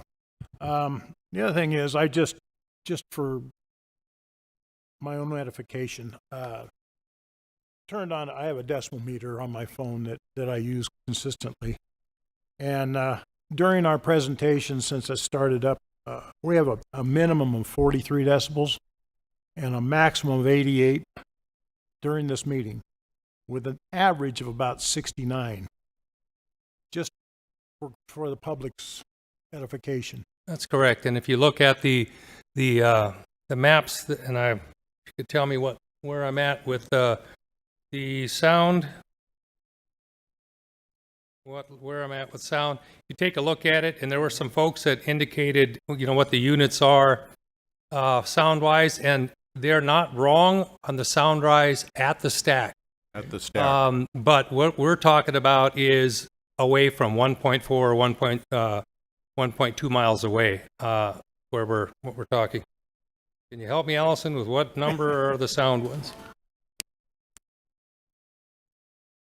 Yeah, I also was looking that up while people were talking about the decibel levels, and 30 to 40 decibels is a quiet library, Yes. according to what I looked up. Whispering. Wonder what this gets you. What? Yeah, and essentially, and I could just describe it to you, which what? 31, thank you. What I can describe it to you as is 31. There it is. Right here. You'll see all the, whoops, little delay. You'll see all of the concentric, somewhat circles. And what you see is when you go east, there is a bluff east, and that blocks a lot of the sound. If you go west, it doesn't. However, there is no part of any residential that is within the 40 dB number. Everything is less than 40 dB, between 35 and 40. And as you point out, that's pretty quiet. And actually, like I said, in our demonstrations, you couldn't hear it when you got down to 40. Another point that I had was your total purchase is about 193 acres in this area, and that was what the application was for, give or take a tenth or two. The farmlands that you have purchased with this are currently have water rights to them. They may be fallowed and being sold at this point in time, or rented out, if you would. But you would be securing those farm rights with that. That's correct. We are securing existing water rights, not asking for new water rights. Right. And then you're going to use a portion of those water rights that have typically been used for farming for your operation. That's correct. And then you're going to try to rent out farm space, or get a rent to a farmer. Yes, that we're gonna basically what we're trying to do when you say rent it out, what we're actually trying to do is keep allowing that farmland to be used for farmland, and if they either have to rent the water or they bring their own water, that'd be fine.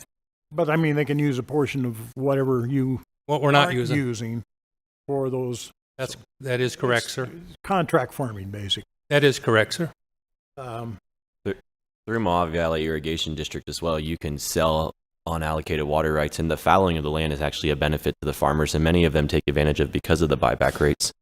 So some of the comments that were made earlier, I think you see fallowing, they can do it for up to 3 years. It's so that there's water conservation kept in Lake Mead, Lake Mojave, but they're also getting paid for the water fallowing. Right. So it's a benefit to the farmer while not using the allocation. So I heard the comment earlier, but I think, I mean, you could go out there right now and buy as much acre feet as you want, and many of the farmers will sell it. Yeah, when I was a kid, worked on a farm way in northern Minnesota. It was dry farming, not irrigation farming. So this one is a little out of my ken. That was all I had. Thank you. Vice Chair Gillette. I was wondering, have you heard about the problems that Unisource is having in Lake Havasu City With their clients with what? with the electricity? Oh, are you talking about Costs. the cost? The costs Yes. are going up and up. And I happen to know that there's a group that are petitioning to get a different source of electricity other than Unisource. Are you planning on diversifying, moving out, gaining more clients? Yeah, I understand the question. We get asked that a lot because we have the lowest rates of any regulated utility in the state. Even though there was because of weather, there was some really high costs. And most of those high costs, or all of those high costs, were because we were out in the market, which was what we're trying to avoid. We can't just take over someone's service territory. That's not an option. That would be something that would be political and beyond us to do that. And we're not pining for or interested in or trying to do that. We're interested in the rates and reliability for our members.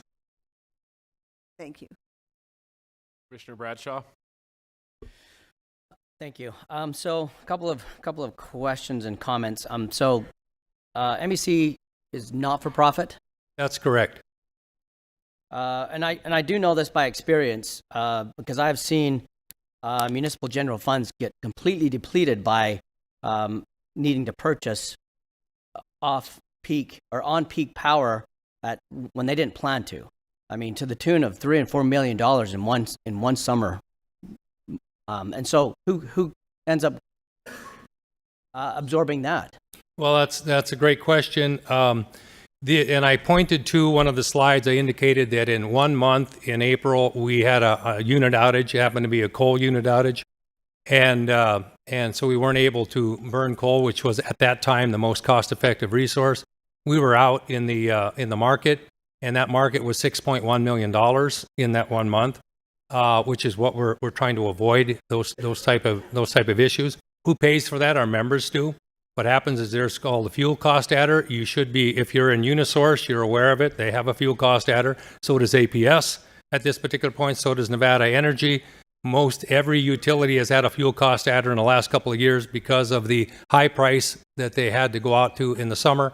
And who pays for that? The utility pays for that, and it has to go on. It has to be passed on to its members.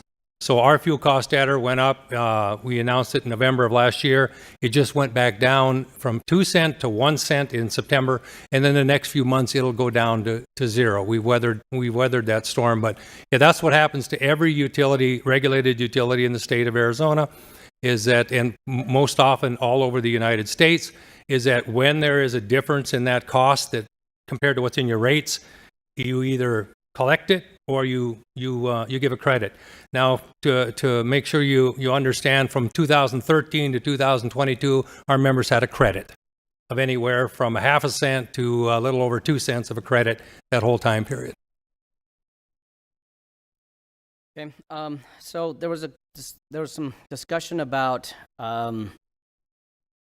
you have the option on two properties right now. Number one, are you going to take the option on both properties? And number two, if you do, are you planning to build solar facilities? Or, I mean, batteries you've already discussed, so I appreciate the conversation on batteries. But the solar facilities were a question. You know, to what end? How do you plan on using one or the other, or in combination? That's a great question. What we plan on doing is that if and when we get zoning change in November for the gravel pit, for us to use the existing gravel pit, then we will walk right in, hopefully in the next item, and then abandon the other. We have no use for the other or any other of them once we get a site. Okay, thank you. Then. And this there's is- no solar or batteries from that standpoint going on in this one. That we already have property that we'll do solar and batteries on. It's a different property that's already zoned for an energy overlay that we already own in another location, much farther north. Okay, thank you. So the last thing that I want to ask is, so we have existing gravel operations going. There's two of them. One of them apparently is a batch plant, a concrete batch plant, and an asphalt plant. Is that correct? And if that's correct, are those under the same? Do they have the same zonings? Are they the same MX, or is it heavy manufacturing? I mean, I've lived next to a batch plant and an asphalt plant, and they are way louder than 85 decibels.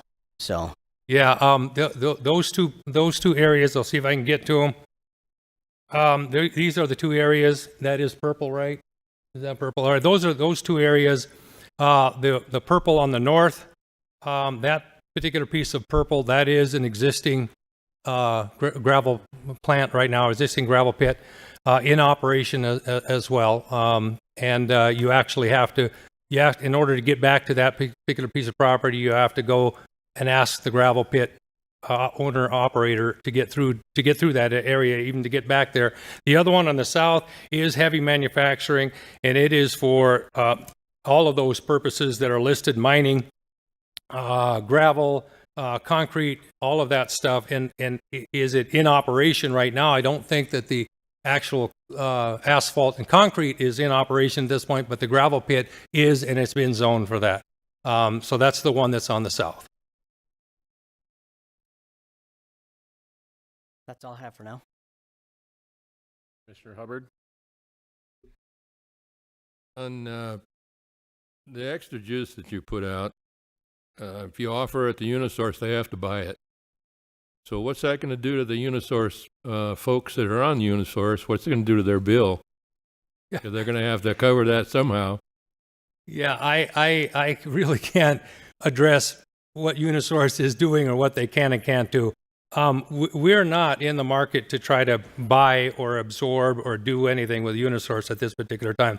When Unisource has to go out and buy, like any other utility, like APS, SRP just announced Salt River Project in the Maricopa area. It's a large publicly owned entity. They just announced a purchase power adjuster as well, because they've experienced, they're north of $300 million that they're out, that they have to actually collect from their members.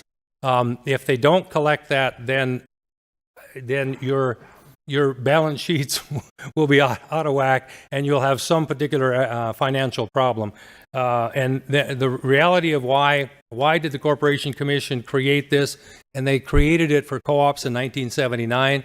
What they created is your test year, your year that you come in to get approved rates, is on a audited test year.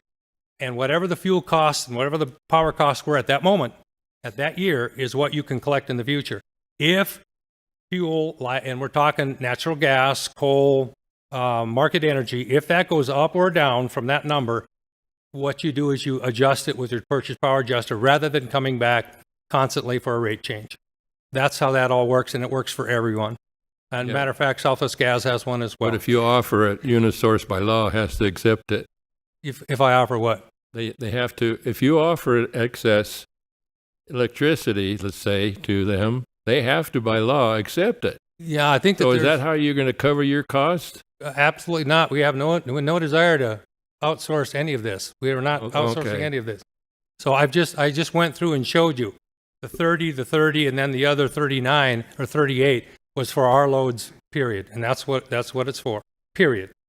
So no, and there is a PURPA requirement that if you come in and they have to purchase it at their avoided cost. We're not in that. We're not in an outsource selling scenario. We're actually not registered in California to make sales to California, nor do we have transmission available to get out to sell if we wanted to sell outside the area. It's designed specifically to serve our loads in our service territory. Questions? No other questions, comments, or concerns? Thank you very much. Thank you. Okay. there. I'm sorry?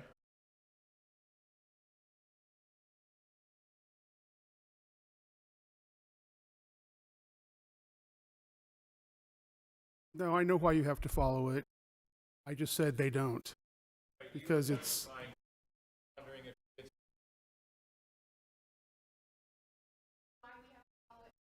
I absolutely do know. Okay. That was awkward. Public hearing has already been closed. Applicant or commissioners don't have any further questions or comments, so I'd like to entertain a motion for item 2. I didn't have a question or comment for applicants, but there was a comment made earlier, and it wasn't to address with Tyler, but I do have a comment on behalf of a position and a statement that was made on the Chamber of Commerce and myself, if you have time for that. Now's your time. Okay. I work for the Chamber of Commerce. I'm not a board of director. I actually am an employee of the board of directors. John Hassett, John Martell, a couple of the individuals in the room are board of directors. When we were approached to write a letter of support for this project, it was a concern of mine for our members and constituents in the area. So I in conjunction with our board of directors, sent out a survey to 500 plus businesses, and the businesses responded from all across the area. That letter was written, and if you read it, and if you take the time to actually read what's in the letter, it's not on behalf of the board of directors or anyone. It's on behalf of our members. Our members voted. We reported our members' survey in exact what the reportings were. It's not a statement of a bias or an opinion of us. It is what our members reported back, and we reported it in the letter. So you can look at that letter as a support or against, or however you want to analyze the data yourself, but I would say that there is no found conflict of interest when supporting what our members want from a Chamber of Commerce. Thank you. Thank you. All right. No further questions or comments from any of the commissioners, so I'd like to entertain a motion on item. I have some comments, if that's okay. Absolutely. Thank you. So, this has been very insightful and lively discussion. There has been a lot of information, some misinformation put on the table. I think that, me sitting here and listening to all of the folks who are against this and seeing the passion that they have for their community and making sure that they have their livelihood maintained, and yet you still want the power and the operations and the abilities. And I actually did look up where the landfill was to see if that was a viable option. Apart from the water situation, it is bounded by both state and BLM, and I personally have worked with the state and BLM trying to purchase properties. It's impossible. It's a 10-year project to start, and that's not guaranteed a purchase. So that is completely off the table. I think that the information about that is completely debunked. There's no possible way that could be up there, right? And as nice as that would be for everybody, it just could not happen. I've lived next to a peaker plant in my own community. It's not optimum, but it certainly was nice when the power was off.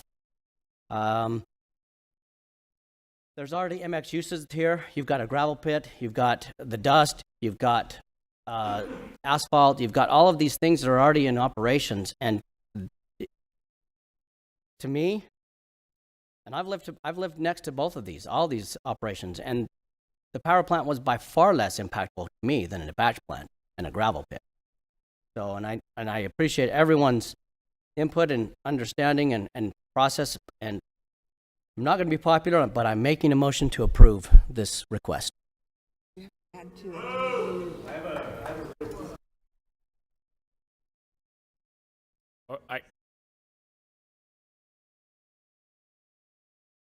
Okay, hold I on. was an environmental There's engineer. some. I know about NEPA. Hold on. There's some general decorum and regulation and rule following that needs to be present in an effort to make these. Because unfortunately the public hearing is already closed, so I would have to reopen the public hearing in order to allow anyone else to speak. Is where I'm going with this. So if you would, Yes. It's the National Environmental Policy Act.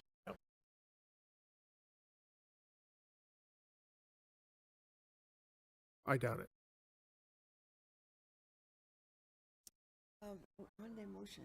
The motion will would, include in all of the staff recommendations and requirements that are. I would second that, with the condition that we limit it to the 4 units only, if the maker does. Agreed to that condition. Okay. Yeah, I like that. So there is a motion on the table by Bradshaw. It has been amended to have a restriction of 4 peaker plants. A second by Commissioner Morse. Is that done correctly? Correct. For staff recommendations, yes. First and a second on the table. All in favor? Aye. Any opposed? Aye. And you? I'm an aye. Okay, so that's 2 opposed. The motion carries.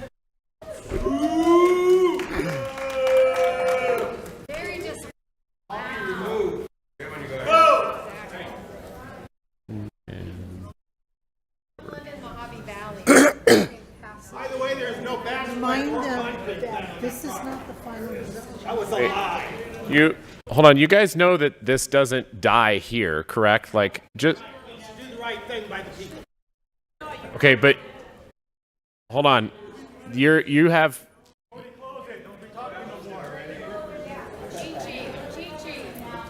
Evidently, they don't okay. want to You don't want my help. The man stood there and lied through his. So, ma'am. So if I'm not helping by expressing and explaining to you comments that were made by having a public vote, going to your constituents, and elaborating on the process, how is that not helping?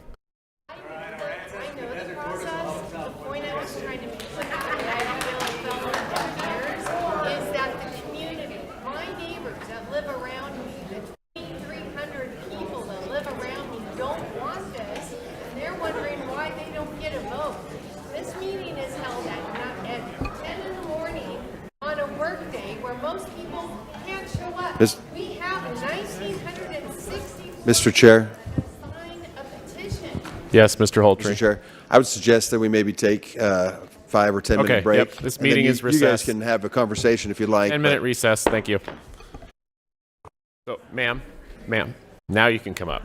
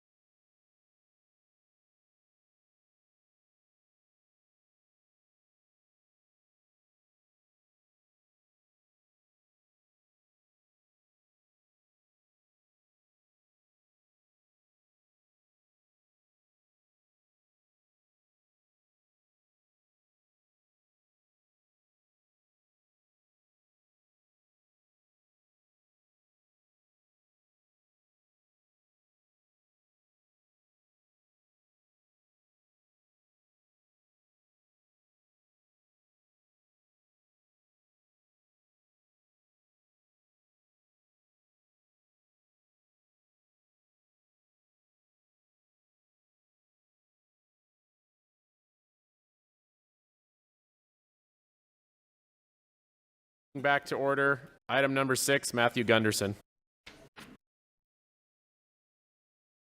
Item number 6 is an evaluation of a request for an amendment to the Mojave County General Plan from a rural development area land use designation to a rural industrial land use designation and a rezone of assessors parcel numbers 313, 01, 037, 038, 039, 313, 90001, and 007 from an AR 36A agricultural residential 36-acre minimum lot size zone to an SDM special development manufacturing zone to allow for a solar facility in the Kingman vicinity. The site is approximately 2,267 acres. With the uses would be the general manufacturing uses, but specific to only allowing for a solar facility with the proposed battery storage, none of the other manufacturing uses. Staff recommends denial of the proposed rezone, subject to the following, that the neighboring area does not contain other zoning or land use designations similar to the above proposed action, and that the proposed land use is incompatible with the surrounding land uses. Thank you very much. Opening the public hearing is the applicant present. Do you wish to speak at this time? Name and address for the record, please.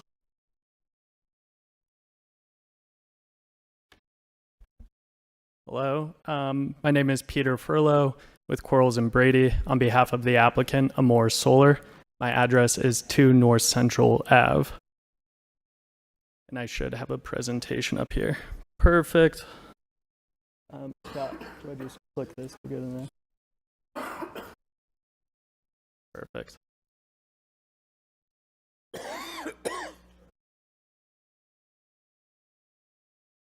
Okay, figured out the clicker. As I said, I'm Peter Furlow. I have Josh Mike with me as well from Quarles and Brady. The landowner is Blake Cattle Company.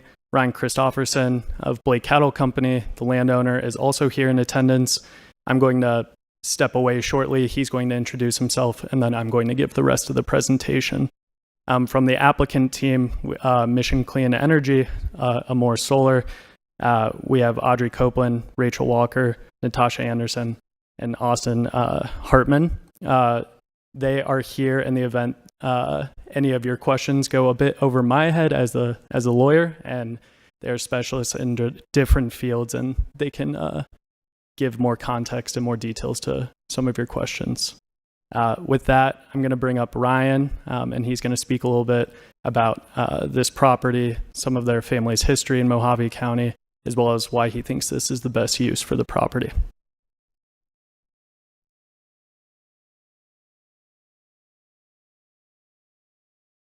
Hi, my name is Ryan Christofferson. My address is 1505 South Blake Ranch Road. My family has lived in Mojave County for over 80 years, operating our family business, Blake Cattle Company, and we also have a water company as well.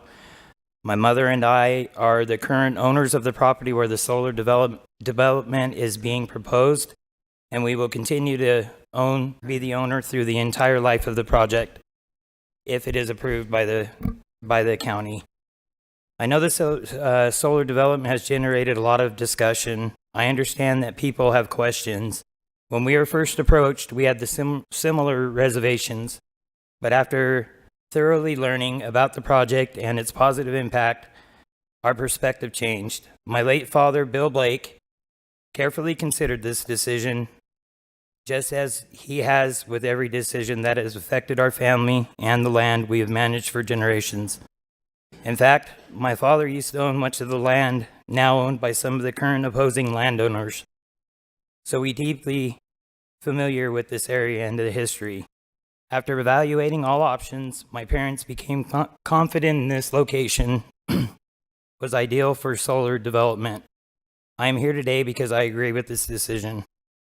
I hope you will also agree with our assessment and recognize that this project not only respects the land, but also brings long-term benefits to the county that future generations will appreciate. Thank you for your time.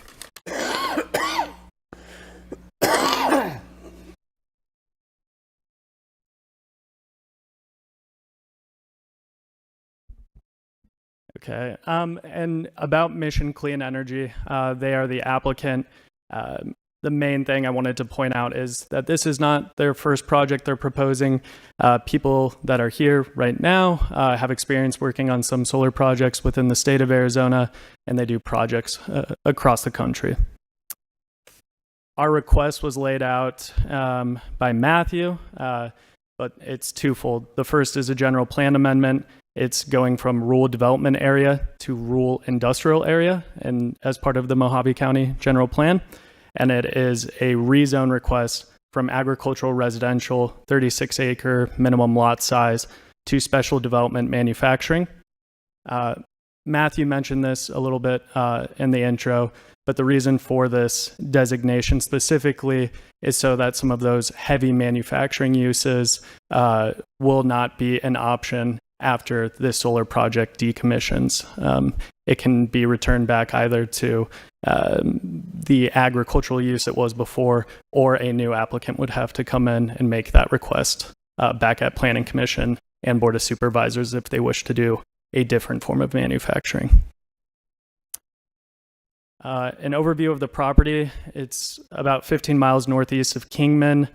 It's all on private owned land parcels. As Matthew said, it's on about 2,300 acres. About 1,700 is what is usable and what is going to be used for the paneling. And the current zoning, we've already gone over that. Here's a visual of the vicinity map. Again, it's west of Hackberry Road, south of historic Route 66. Here's a closer image.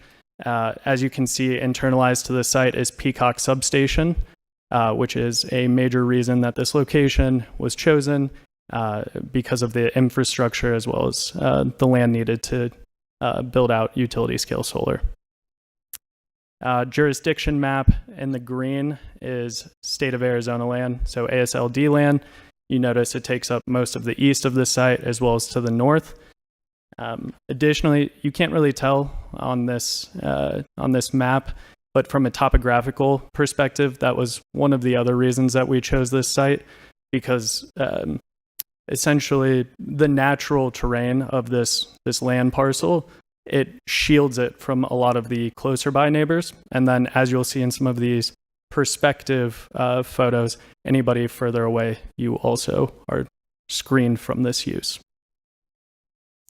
The general plan map, we went over this, but it's just showing that everywhere surrounded is also part of that general plan designation. As far as the general plan goals, this is just to highlight some of the sections in the Mojave County general plan that note that it is part of your goals to support these renewable energy projects. And it's not just a plan of Mojave County, but it's also of the state of Arizona. Unisource, a lot of the private utility companies have their in their plan and in their goals to increase their renewable energy. Zoning map, as you can see, it's surrounded by AR 36A, which is that 36-acre residential use. This goes into the rezoning request a little bit, just from a perspective of kind of the history and why we're going through a rezoning. So pre-moratorium, you would be able to just put an energy overlay on this property. Post-moratorium and post this ordinance passing, you have to do a hard rezone. So that is the reason why when you see it on a map, it's the rezoning request has this manufacturing component. Why here? There's fourfold, but there's an energy reliability and need. As I said, Arizona has a goal to double their energy output and supply over the next 10 years. Existing infrastructure, as you could see on the map, the Peacock substation is located internal to the site. So from a location standpoint, it's extremely convenient for interconnection, and then land availability. Here are some perspectives that we put together. This first one is from about 0.6 miles away. It came from one of the comment letters. This parcel is by I hope I don't butcher this last name, but it's the Swenhagens. It's about 0.6 miles away, as I said. These are our first draft of the visuals. We drove by the site yesterday again, and the one thing that we commented on is that these visuals might be unfair in the sense of the view might be even more shielded by the natural topography. So this is an example of the view from 0.6 miles away, as I noted, and I'm happy to return to these at any point. This is from the Loomis parcel. Again, it's about 0.5 miles away, 0.6 miles away. And this is, again, from a different Swenhagen parcel. As you can see, both the natural vegetation and sheer distance, you're not really able to see any, there's no visual impact that this solar development would have from this view. And the other thing I wanted to note is, if you're wondering what viewpoint this is from, this is at 13 feet. And so a lot of these parcels that you see in the 36 acre range or less that are surrounding, a lot of them are empty, but we did these visuals based on the idea of if they were to build a home on their parcel, what would the view be from the second story? So at ground level, there's no view. At 13 feet, which is this second story view, this is what the view is. So I hope that's helpful to both those in attendance as well as the commission. Here's the conceptual site plan. Again, as part of county requirements, we don't have an approved or final site plan, so this is preliminary in design.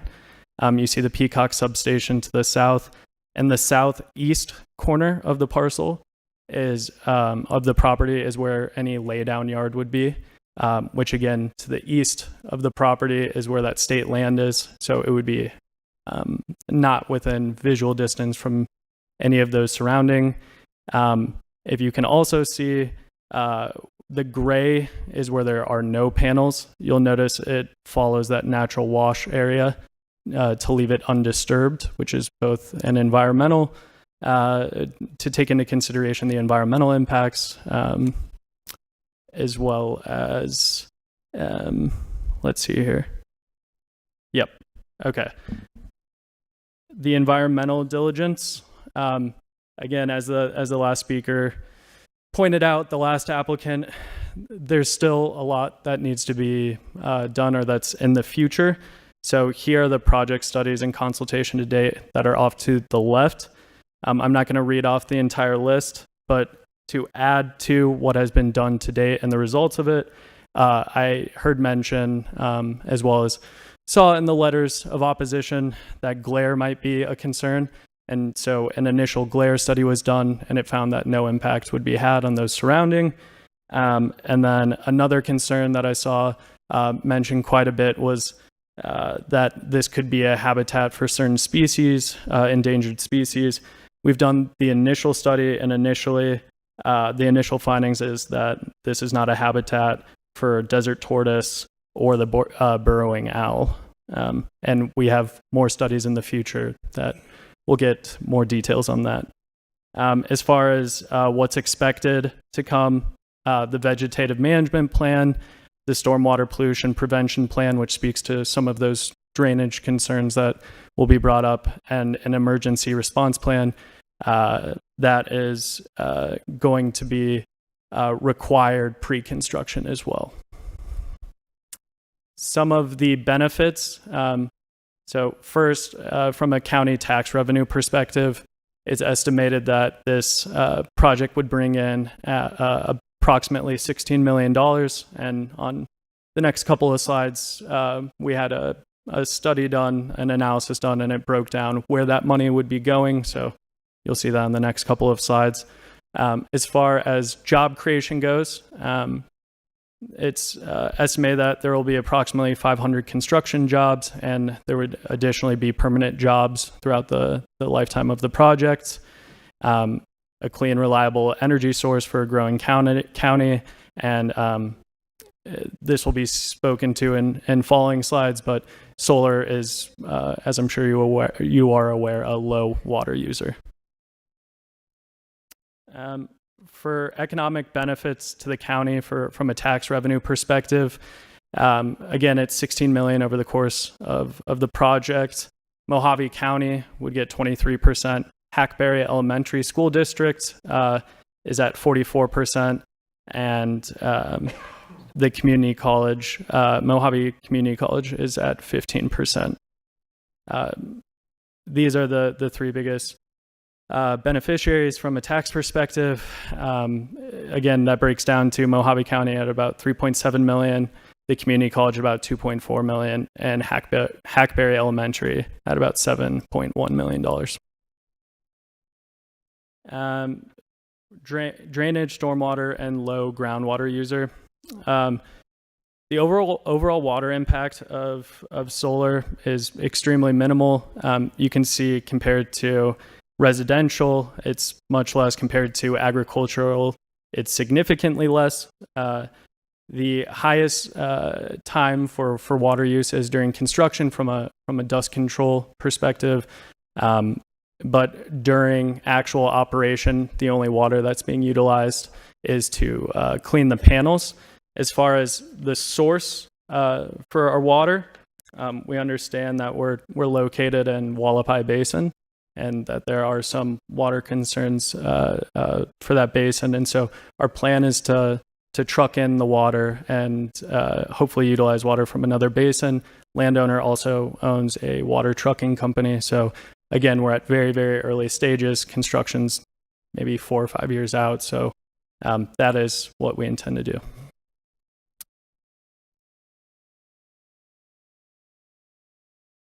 We've received questions about our solar panels, hazardous, glare, I already went over, and how you dispose of the panels. As far as from a hazardous perspective, the panels themselves are mostly made up of glass and steel. They're not made up of hazardous materials. So no, they don't have hazardous chemicals and do not pollute. Glare, if you notice, the panels are black. The job of these solar panels is to absorb the energy from the sun, and so its job is not to reflect it. And initial glare studies show that there is no impact on surrounding. How you dispose of the panels, I will get into it when I get at the decommissioning aspect of the presentation.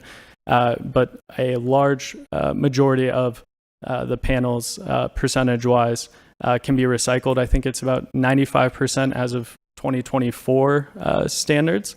And again, because this project is going to run for either 35 or 40 years, the technology is only going to get better with recycling panels. So by the time this is entering decommissioning, that very high portion already might be 100%. You said when you get to, how many slides do you have total? I can go through a couple of the rest of them quickly. I understand that I've been going for a while. No, yeah, and you're the applicant, so we generally allowed a little bit more time, but you're on 31 out of 42. Oh, okay. Yep. I can go over it quickly. So from a lighting perspective, I know it was mentioned in the last presentation, dark sky compliant. It's going to be minimal lighting for the O&M building, operations and management building, and then a little bit for security purposes. If any questions on fencing or screening and landscaping are brought up, happy to answer them. Noise dissipates at about 50 to 150 feet. A bunch of noise studies have been produced for solar projects across the country. None of the landowners in proximity to the site would have any noise impact to them. It's basically ambient noise. For fire safety and protection, obviously know that is super important, especially given battery energy storage projects. We have a fire expert with us here today who can speak to his experience and how that actually looks within the state of Arizona. But the one thing that I would note is that since the last incident in the state of Arizona, a lot of the technology on these battery energy storage systems has improved, as well as the way that they track it ahead of time. So it's both internal monitoring as well as keeping that fire contained, as well as the technology within the systems themselves have all improved exponentially. The last thing I'll conclude on is just solar facility decommissioning. I mentioned most of these numbers, but here's just a map that shows some of these centers. And again, the plan would be to recycle. And as far as the actual decommissioning, it's a requirement of Mojave County to have that plan in place before construction begins. So it's going to be protected both from a financial assurance to the county as well as through private contract between the landowner and the solar company. And with that, I'll conclude and happy to answer any questions. Thank you. Any questions or comments from commissioners? Vice Chair Gillette. You're going to be selling your energy to just Arizona? Commissioner Gillette, Vice Chair. Thank you for the question. Yes, so the plan is we don't have a purchaser at this time. Again, we're still about 5 years out, but the substation that's located on the parcel, Unisource is an example of one of the utilities within Arizona that connects to it. So we would love to do business with a local Arizona utility, but we cannot say at this time that it's already a done deal because we haven't signed any agreement to date. But that is the plan. My other question is, you kind of slid over the recycle. Where does this go when it?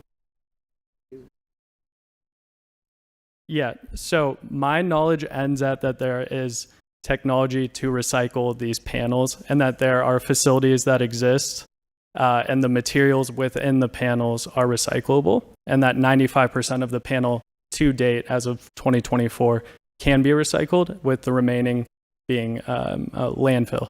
But where do they go? I would assume one of these recycling centers that's located on this map that I just pulled up, or it's in front of me, might not be on your screen.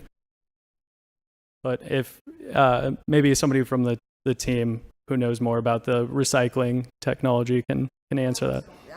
I don't know anything about it, but I don't want to get into a situation where we have like our atomic stuff.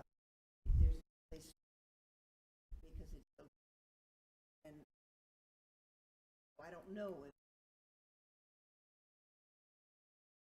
Hi, Austin Quick Hartman. Thank you for the question. So there are a few recycling centers located in Austin. There's one actually, I think even in Arizona. We would work with one of those recyclers. The majority of the solar panel is glass, so it goes to, paint, reflective paint and that kind of thing. But those systems are in place to recycle the panels. So we would enter into a contract with one of those recyclers to take the panels from the site to the recycling center and then be repurposed. And then I have one more question. Not a so they are selling you this property. Lease. You're leasing it. Yeah, it's a 35-year lease with a 5-year extension. So 40-year lease. That's landowner is going to have site control or ownership of the land throughout, and they've been here for years. And yep. Thank you, Commissioner Bradshaw. Thank you. So quick question. So as far as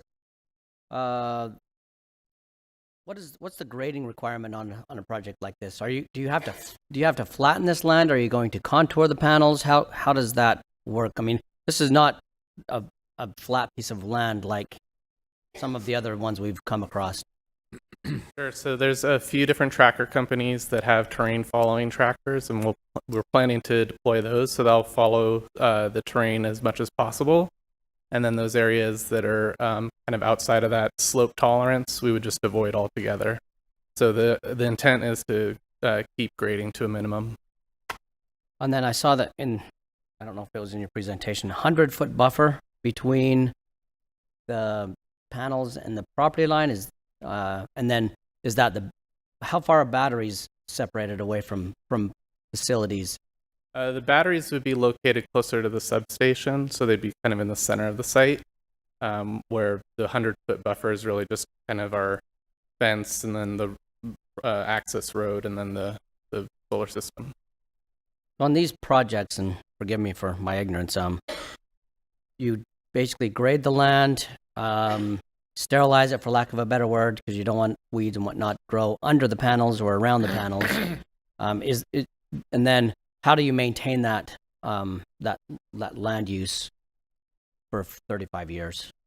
Sure. So the intent really isn't to sterilize the soil. We're just clearing it to prepare the land for construction. So we would drive posts into the ground and then put the solar racking on top of those posts to keep kind of the overall disturbance as low as possible. And then in terms of maintenance, you repeat your question. Well, yeah, maintenance as far as just how do you maintain that land use and obviously the thing you don't want weeds and various other things impeding your system. So yeah, so we'll put together a vegetation management plan that will use like local seed mix and things that would be local to the area, keep the vegetation from growing such that it might shade the panels or obstruct the panels in any way. But the intent is to kind of return the earth as much as possible during the operation. And then I have a question for staff, specifically about the SDM zone. Can you help us understand what that is and how that fits in this scenario as opposed to just a strict zone? Yeah, Chairman Hassett, Commissioner Bradshaw. So the SD zone is a special development zone which allows staff and developers to kind of either limit or add additional uses that aren't allowed by this typical standard straight zoning. So in this case, it's limiting. So it allows for the solar facility like what would be allowed in an M2 general manufacturing zone, but we're restricting it to only that use so that any of those other uses that are typically allowed by the M2 zone would no longer be allowed. Okay, and then so on the SD zone, does it have a sunset clause, or can you put a sunset clause on something like that, or how does that look? What does that look like?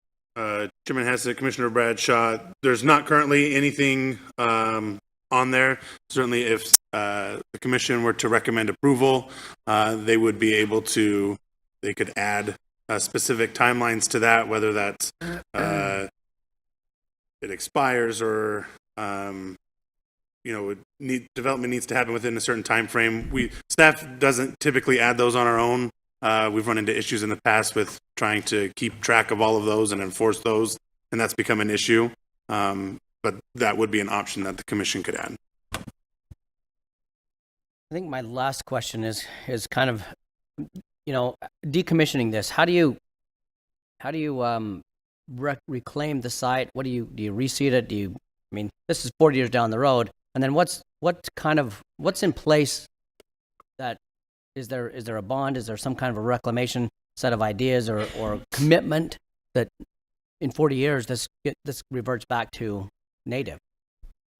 Commissioner Bradshaw, yeah, that's a good question. So the vegetation plan, that's going to be occurring while the panels are there, right? So you're going to be consistently returning the ground to its original state throughout the life of the project so that when decommissioning occurs, there's not disturbed or disrupted land, right? So that's part one of your question. Part two, is there an agreement? Yes, it's the decommissioning plan, and that requires a financial assurance or a bond to be posted with the county. It's going to be a percentage of the total cost estimated to decommission. And so I don't have the number in front of me. Scott might know it, but let's just say it's 25% of the total cost of decommissioning. That's what you post bond on, and you're not able to collect that money until decommissioning is complete. And I believe inspectors come out to the site from Mojave County to make sure that that's been taken care of.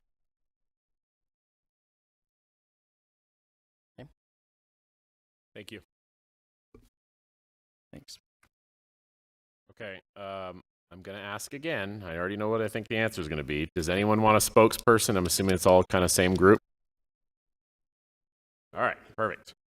I'm going to need to clear all those seats up front there, please, so that I can start. Well, you're okay there, but I want to start lining them up so people can continue to walk through. So, William Eplin, Charles Griffith, Chet Chikakis? Koskas. Chet Koskas. Whoa, okay. Chet's twice on there, but all right. Jackie Kinsey. Gosh, darn it. That's a rough one today. Kristen Martina. Drew Price. Start there. All right. William Eplin. Who's that? Who's the next guy? Chet? Want me to be next? Chet, let's just get you to come on up here. Come on up, Chet. Mr. Chairman, how many? Oh, are you giving it to Chet? Okay, 4 minutes. Oh, wow. Okay. Doesn't mean you have to use it all. Is there? Don't start my clock yet, Mr. Hold on. Chairman. Is there anyone else that signed up to speak that's asking or preferring to yield time? All right. Okay. What's your name in the back? The gentleman in the back. The gentleman in the back. Yes, sir. William. Okay, perfect. Ma'am. Roth.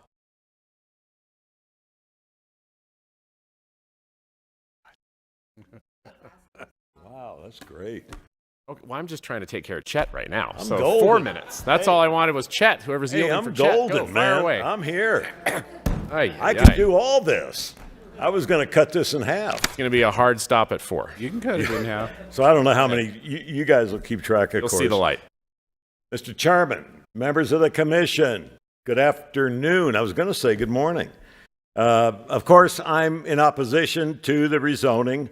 This is our property. This is the place that we want to live, recreate in, and that's why we moved there, to be remote. We don't want to live in Kingman. God bless the people who live in Kingman or Bullhead. We don't want to live shoulder to shoulder with our neighbors. It's all beautiful raw land. Some of us own 10-acre parcels. Some of us own several 10-acre parcels. This 2,300 acres, oh my God, 2,300 acres? Incredible. There's 640 acres per mile. And this thing will include 4 sections, 640 sections, almost 4 square miles. That little map that he showed you on the screen, it kind of looks, it's huge. And guess what? Once they approve, I'm talking about, of course, you guys and the Board of Supervisors, once you get this approved, there's no stopping Blake Ranch Road people and the rest of the suits that come in from Phoenix to represent them. There's no limit to this. It's kind of like I felt bad for Agenda 2 people, because once you approve it, and they say, oh, no, we can't do anymore. Yes, you can come up, the suits from Phoenix can come up here again, make these wonderful slide presentations, and ask for more land. Ask for more and more. This is our life, you guys. Would you like to have this, rhetorically speaking, would you like to have this in your backyard? I know you can't answer, but I know what you're thinking. Hell no. It's good it's out there in the boonies. It is in the boonies. We live in the boonies. We live in the county, of course, but we have Kingman addresses.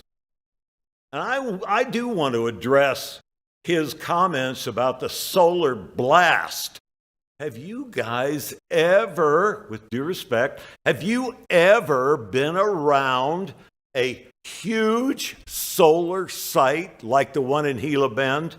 It's huge. It blasts the people in that whole area. Because why? The solar panels are on trackers. Why? Because they get the most bang for their buck. The best solar is from 10 a.m. to 2 p.m. That golden 4 hours is what solar panels will absorb the most energy. Well, they're on trackers. And guess what happens? Some part of that 10 a.m., they're going to actually go more than that, but the 10 a.m. to 2 p.m., some of that is bound to reflect on somebody's property.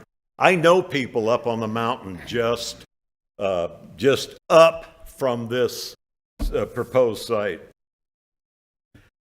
Water.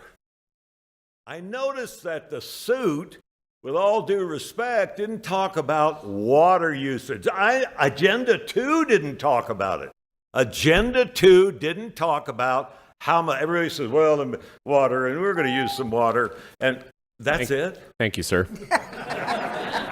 Charles Griffith? Thank you. Or is Charles?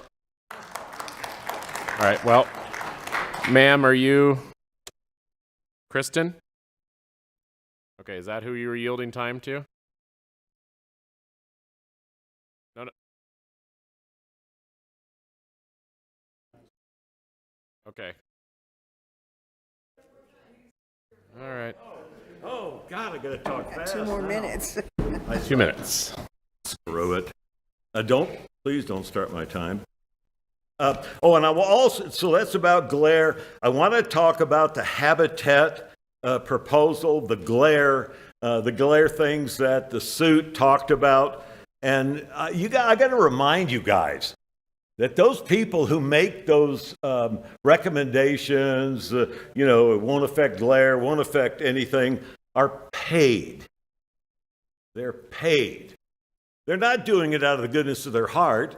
They're working for the people that want this program. So what do you think they're going to say? It doesn't affect habitat. Glare is no problem. Jobs. He talks about 500 construction. Okay, that's cool. But he never talked about permanent. Permanent is going to be a handful of people. So that's not going to be a big deal. He talks about, here we go again, the water. They got to wash those panels. They got to wash them. They're in a dust bowl out there. I know what that property looks like. They got to wash them often. They got to wash them often. And also the roads going to and from these handful of workers got to have dust control. And you know what? Frankly, they're ugly. The panels are ugly. They're not as ugly as the wind turbines, but they're ugly. Who in the heck wants them in their backyard? And the most important, which the suit never talked about, is how are you going to dispose of the lithium batteries? Because they're going to wear out. Where are they going? And don't forget, one little point too about the panels. Panels explode, just like wind turbines. Solar panels do explode. And he didn't answer about the vegetation management plan. He says, well, we'll develop one. Thank you, guys. Thank you. Okay, what is your name, ma'am? Yes, ma'am. Okay, come on up. Anyone who signed up to speak wanting to yield time to Jackie? Okay, go ahead. My name is Jackie Kinney, and I live at 10290 East Bear Run Drive, Kingman, Arizona. Several homeowners in our community are strongly opposed to the development of a massive solar farm. There are 14 homes housing 25-plus people, either currently living here or planning to move in within the year as new homes are being built.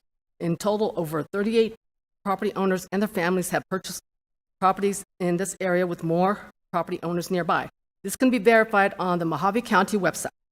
We specifically chose this area to escape the noise and rush of city life and to enjoy the serene landscape, abundant wildlife, and tranquility that's impossible to find in urban settings. We purchased our property over 12 years ago through a land contract with Bill Blank, and we just finished paying it off this year. Bill Blank, a rancher who operated Blank Ranch Cattle Company for years, have subdivided and sold parcels in this area. He even established his own private water company to supply water to the homes built by the property owners. Now he's leasing portions of this property to the Amor Solar Project. The potential road grading during construction will affect all of us, since there is only one road that provides access to and from our area, which we rely on commuting, going to work, getting groceries, attending doctor's appointments, hospital visits, and emergency evacuation. I work in Kingman, and the 70-mile round trip takes me about an hour and 15 minutes each way. Will we be delayed every day due to construction? Would we also like to know where the power generated by this solar farm will go, as it doesn't seem like we will benefit from it? Additionally, if the batteries used in the project start leaking, how will they be maintained and by whom? My husband and I have health issues. The construction, dirt, and dust can significantly. Thank you very much. Thank you. Kristen and Deborah Roth, you yielded time to Kristen, correct? Okay. I don't have much to say. Is there anyone else who wants to yield time to Kristen? You don't have any more time, sorry. Go ahead, 4 minutes on the clock. Okay, I'm going to put this up here. Can you guys see this? Go ahead. Oh, sorry. I just wanted you to see. So this is our map. I know everybody's seen the map. So what I want you to look at is this is that little piece of land that everybody's talking about. It's not a big deal. That's actually 2,300 acres.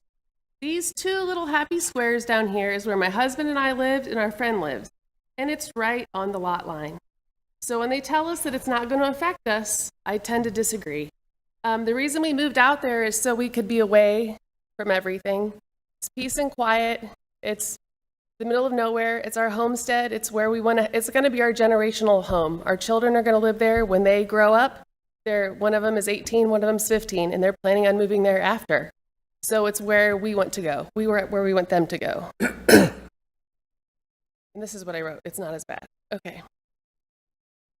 I am writing in response to the rezoning application for Cedar Hills Amor Solar LLC project. I request that the rezoning be declined. My husband and I purchased our 40 acres because it is rural residential land surrounded by the same. We are planning on moving out to our property to retire. This land is beautiful and untouched. We want the land to stay that way. We also bought this property to pass it on to our children and have a generational property for our family. Our land shares a common lot line with 2,300 acres they plan to destroy. I cannot believe this is even being considered. We will no longer be able to enjoy the peace and quiet of our asset because it will be surrounded by construction and solar panels. I'm going to slow down because I have more time. The solar panels will literally be facing our property, and all that will be visible to us will be a sea of black. These panels will raise a temperature, cause major pollution, destroy the rolling landscape, and be a major fire hazard to the plant life around us. We bought this land because of its remote location, away from the city and city nuances. Please decline the application to rezone this land and save the natural beauty of Cedar Hills for us and our fellow residents. My husband's also a professional land surveyor, so this is his little knowledge. They worked on a solar farm, and they said across 2,300 acres, it will be 946,800 total solar panels. So almost 1 million solar panels to fill up that area. That's how much land is there. So the life expectancy they're saying is 35 to 40 years they'll be out, but they're only expected to last 25 years before they need to be replaced. So what are we going to look at when they're not working anymore? Thank you. Thank you. Sir? I'm sorry, what was your name? Drew Price? Yes, sir. Drew Price. Okay. Can I, before you start, may I please have Charles Griffith still here? Yes? No? Okay, that one's out. Michael Loomis, still here? Okay. Judy Jordan? Okay. Robert, who would you like to give it to? To Hagan? Hakens. Okay. Robert Haroldson? No? Oh, there he is. Okay. I'm just trying to see who's here. So, got it. Just want to see who's here so I can kind of expedite this. Jackie Baxter. Okay. John Cooled. All right. Go ahead, Mr. Price. Yes, Drew Price, 11420 East Austin Way. I live under the transmission lines, not directly, but they're across my property, probably about 2 miles south of where that project is. The roads out there, I've been there since '96, and the Blake Cattle and Land and Cattle Company sold all this land out there to people in Riverside, Las Vegas, most of the areas outside of Kingman area right here. But there's no power out there, not to our homesteads. We're on solar powers of our own to have electricity and generators and such. The roads are tore all to heck because they was first put in 40 years ago, and they ain't been maintained one time. They're all called county roads, but they're all called unmaintained county roads. What's going to happen when all these 500 employees go out there to build all this stuff? Well, they're going to be tore all to hell about because they don't even keep the roads up now, and they still sell property off that land and run their cows on it, all the way up to Blake Ranch Road and all the way up to the highway. Their cattle is still running. So I'd like my representative there, Mr. Bradshaw, to table this motion until an environmental impact study has been completed before you give a recommendation to your supervisors. Thank you.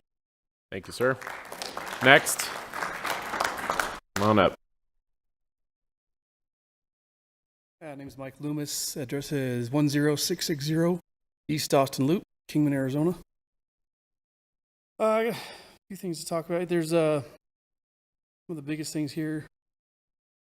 The water and flood runoff that this thing's going to propose by the removal of vegetation. It was mentioned before that we have only one egress-ingress road in and out of our area, which floods under conditions now is going to be unpassable for emergency reasons, whatever. The dust is going to create when the wind kicks up out there. It's going to. I've got severe asthma. My son's got severe asthma. A couple of them out there have it. That wind, that dust out there is going to just annihilate us if we can even stay there. Again, the lithium battery storage recycling system, that was going to be how they're going to recycle. I mean, lithium batteries. I mean, it's the fire hazards in those alone. We've had fire research pulled from ASU and Penn State universities on these solar farms, particularly, that are insanely dangerous. We can't insure our properties out there as it is because of how far we're out from fire. This imposes an astronomical risk to all of us out there, vegetation, wildlife, people. And with that fire breaks out on that deal, that solar farm, we have one egress-ingress, as I said. How are we going to get out? Most vehicles out there aren't equipped or even the right kind of vehicle that can get out another way, which is only other one of the way.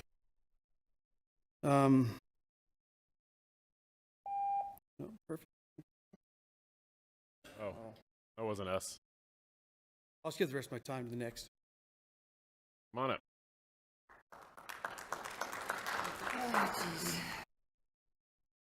Hello, I'm Robert Harrelson. I live at 31556 Boulder Lane, Victorville, California. So why am I up here? Because I'm a partner with my brother-in-law who lives up on Austin Loop. We're developing that a little bit together. The biggest thing besides what has already been said is my concern with the lithium batteries, their toxicity. Many of you, I don't know if you know, but we had one of these little tiny modules that fell over on the freeway just south of Baker and shut down that freeway for a whole weekend. So when you start get that burning, the thing that they generally say is stay away, let it burn out. So if that's the case, now we have a large source of fire just to burn our whole areas down. And I think that's one of the biggest issues, the risk factors. Also, with that comes the toxic cloud. Who knows how far that has to go? And just to let you know, we all have solar power so out there because that's our source. And then the main reason I partnered with my brother-in-law is the fact that when I step outside and you look out down into the valley and you see God's creation, it is awesome. And now, when I was looking up here on the slide that they presented, we're going to see man's creation of a solar farm. And I would definitely ask that you would follow the suggestions of your staff and not approve this. I appreciate your time. Thank you so much. Thank you.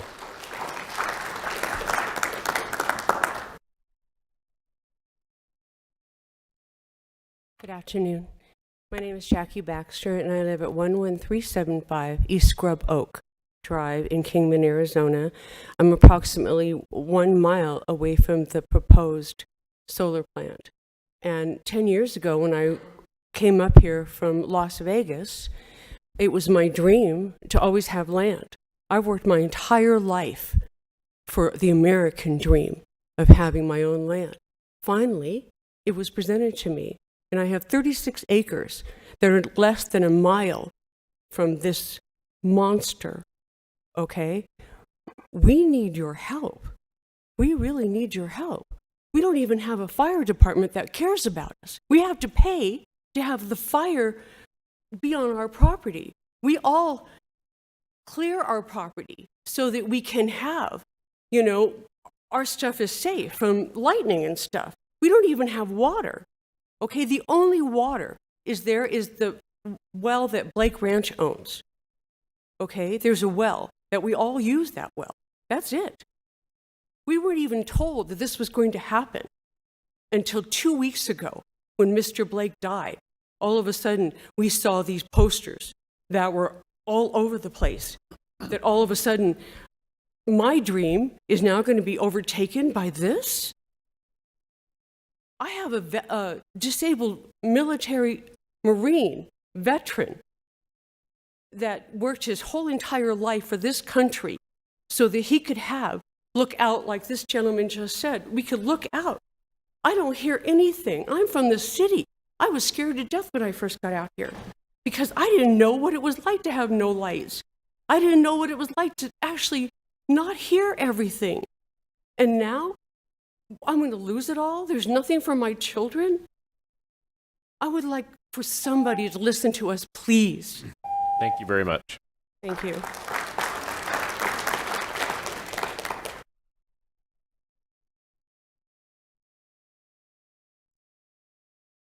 Good afternoon. My name's John Culp, 9800 East Dubois, Kingman. I'd like to take this in a different direction. My son works at Palo Verde. Earlier we talked about megawatts. Palo Verde creates 4,200. We can go back 50 years. An aircraft carrier with 1 acre of nuclear reactors creates 320 plus megawatts. We didn't hear from these gentlemen how many megawatts they're going to produce with their panels. An unknown number. But in perspective, to match solar technology to what that nuclear technology is, you'd have to have 3,800 acres. That's 5.93 miles. That's twice the size. If you wanted to create, and that's under ideal conditions. That'd be if you had summertime sun. 365 days a year. That's not possible. In a real world, to create what that carrier creates, you'd have to have 12,000 acres. That's 18.75 miles. Standing here, basically out to the 93. That's 50-year-old technology. I think we're missing the boat here with this solar stuff. It's ugly. It causes the battery for storage, causes problems.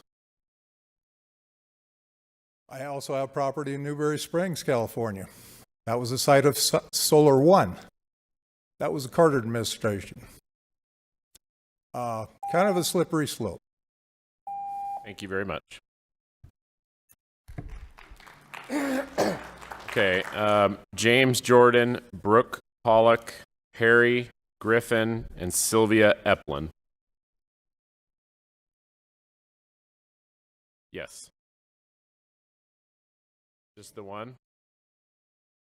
Okay. Come on up, sir. Appreciate it. Then is Perry Griffin here? Oh, I'm sorry, I didn't see you. And Sylvia? Oh, coming. Go ahead, sir. Good afternoon. My name is James Jordan, address 2092 Joanne Avenue, Blood City, Arizona. Hopefully soon to be out where we are mentioning. Can you put this up, sir? All right. So if you look at number 2, this is the property that we just closed on less than 2 weeks ago. One day after we closed, we found out about this system. We are literally abutting to the north and to the east of where our future homestead is planned on. My family and I have dedicated ourselves to creating a future of homestead where we can cultivate our land, raise some livestock, and God willing, provide fresh goods, not only but for us, for the community. We envision a lifestyle based on health, well-being, and self-sufficiency, committing to living out the land. However, the construction of this solar farm in such close proximity may pose nothing but short of a hardship. One primary concern is the potential impact of our well water supply. They talked about using water. What's it going to do to our water table out there when we do drill a well? How's it going to affect us? How's it going to affect our livelihood? Furthermore, we aim to run a business focused on selling produce and possibly honey, getting honeybees. My wife's business experience, which in Bullhead had 2 businesses, 2 successful businesses, one she had walked away from and the other she sold so we can pursue our dreams to living off grid and pursuing our dreams. One thing they didn't really talk about was this albedo effect. Solar panels only get 21% at best of the sun's energy. The rest of it out in the atmosphere. Where does that go? To the nearby fields, increasing the temperature of the surrounding area, which is very dangerous. Even the World Health Organization has acknowledged existing gaps in understanding about biological effects of the potential radiation given off from solar farms, which poses a concern to our health. We do not wish to become some part of future study that one day says, oh, these were actually harmful to your health. We don't want to become that study. Thank you. Thank you. Come on up.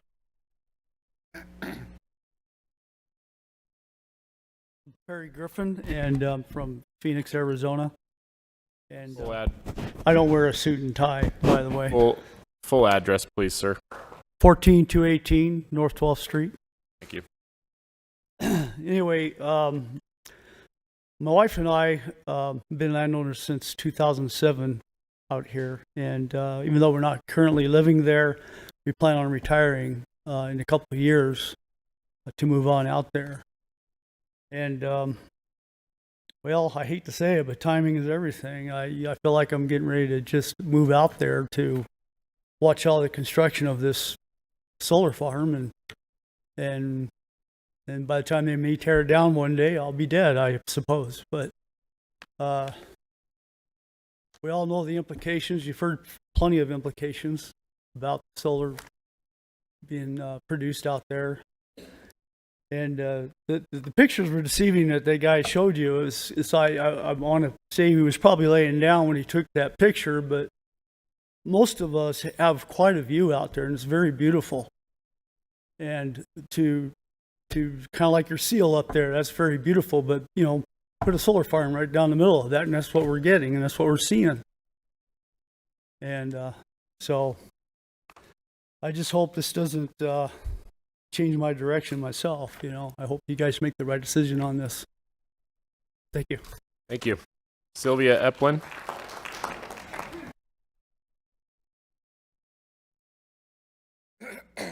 Haken, you're the last one on here, so. Yes, I live at 2626 North Blackfoot Drive in Kingman, Arizona. We have been living there now for 25 years. And I would like to sit there and just put my opinion of why can't we go solar over parking lots? That's what we have solar for, is parking lots. Why do we have to deal with approximately 2,300 acres of solar? What happened to all of our wildlife? What happens to them when they're looking for that area? That's a lot of acreage. Once again, I'd like it to be over parking lots, not over land. Thank you. Thank you.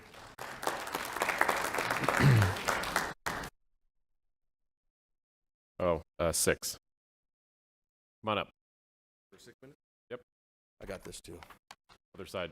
This another, this side. There you go.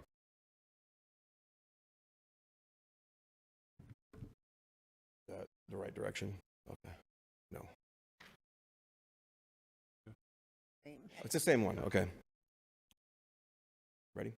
Name and address and fire away. Haken Swenhaugen, 10257 East Austin Loop, Kingman, Arizona.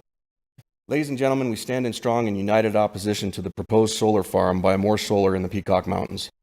In an effort to go green, Amore Solar has decided to bulldoze and destroy over 2,300 acres of pristine high desert plant life and wildlife located directly next to private homes and living spaces that have already been well established for years. While renewable energy is critical, we cannot ignore the devastating environmental impact this project will have on our local ecosystem. The Peacock Mountains are home to several endangered species, including the desert tortoise, southwestern willow flycatcher, and vast variety of deer, elk, javelina, and many more than I have allotted time to list. Destroying thousands of acres of plant life and natural habitats will have irreversible consequences for these species, pushing them even closer to full extinction. Moreover, the removal of vast amounts of vegetation due to bulldozing and flattening of this land will have severe consequences for our water systems.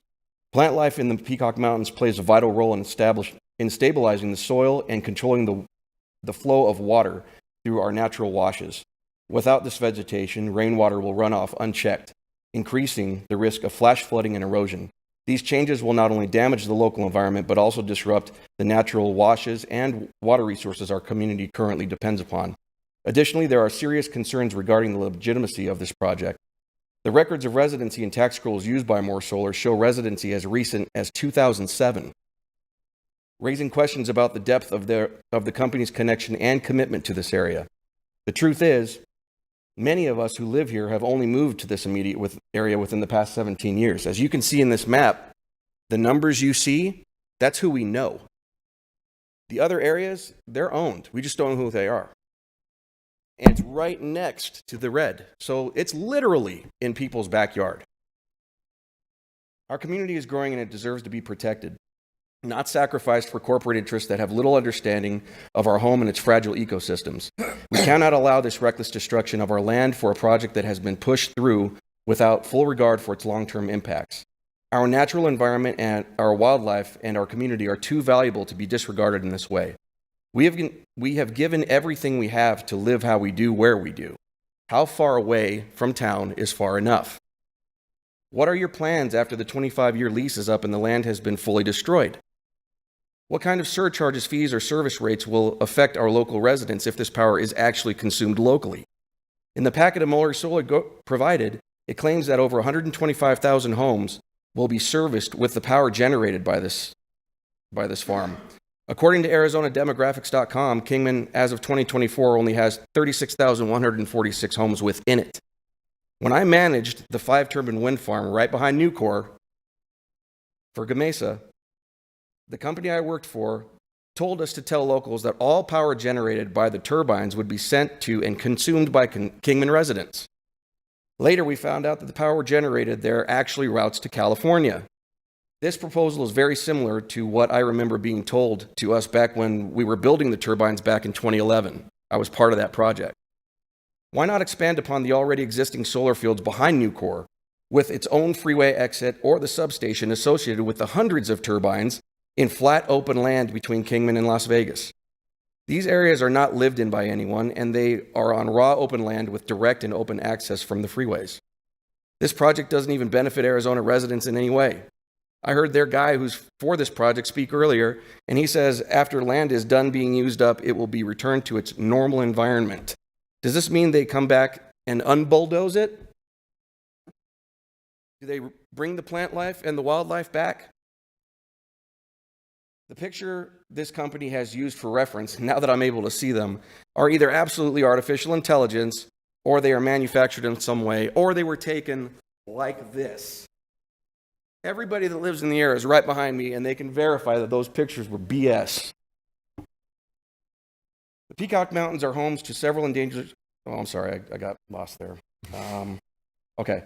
It's unfortunate that the 2-minute video of the exact area we took is not allowed to be shown today, because that video shows multiple homes mere feet away from this project. It's easy to make something look innocent enough based off of the angles the pictures were taken from. Their reps said they don't even have a purchaser for their power yet. They would like to do business locally with us, though. California gets our power. Maybe California should be held accountable for producing it. Council members, please protect our local Arizona residents, your constituents. This comes down to bottomless pockets versus your average American citizen that has invested everything in their entire life into their homes. Please do the right thing and vote no on this project. Save our homes. There are too many better locations already set up for this. Thank you.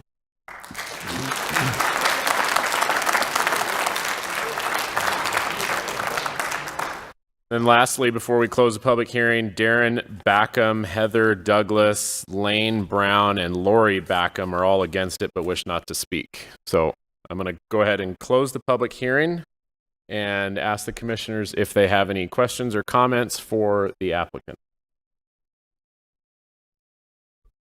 I do have a couple of things that I would like to. May I get the gentleman, the applicant, to come back up? Go ahead with your question. So I think a couple of things that I want to talk about, and it's not necessarily to the applicant. It's a point of dispelling lore. So let's talk about battery recycling for a second.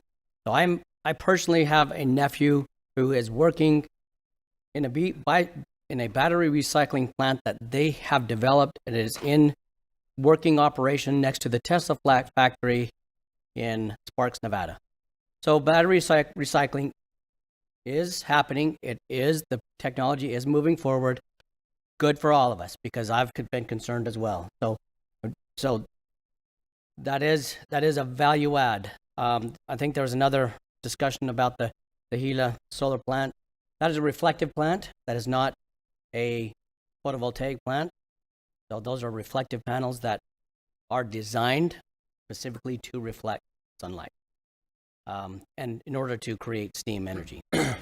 That said, I do want to have a discussion about as far as so there was this discussion about unbulldozing. It was one of the last statements. That's a fair point. How do you unbulldoze land?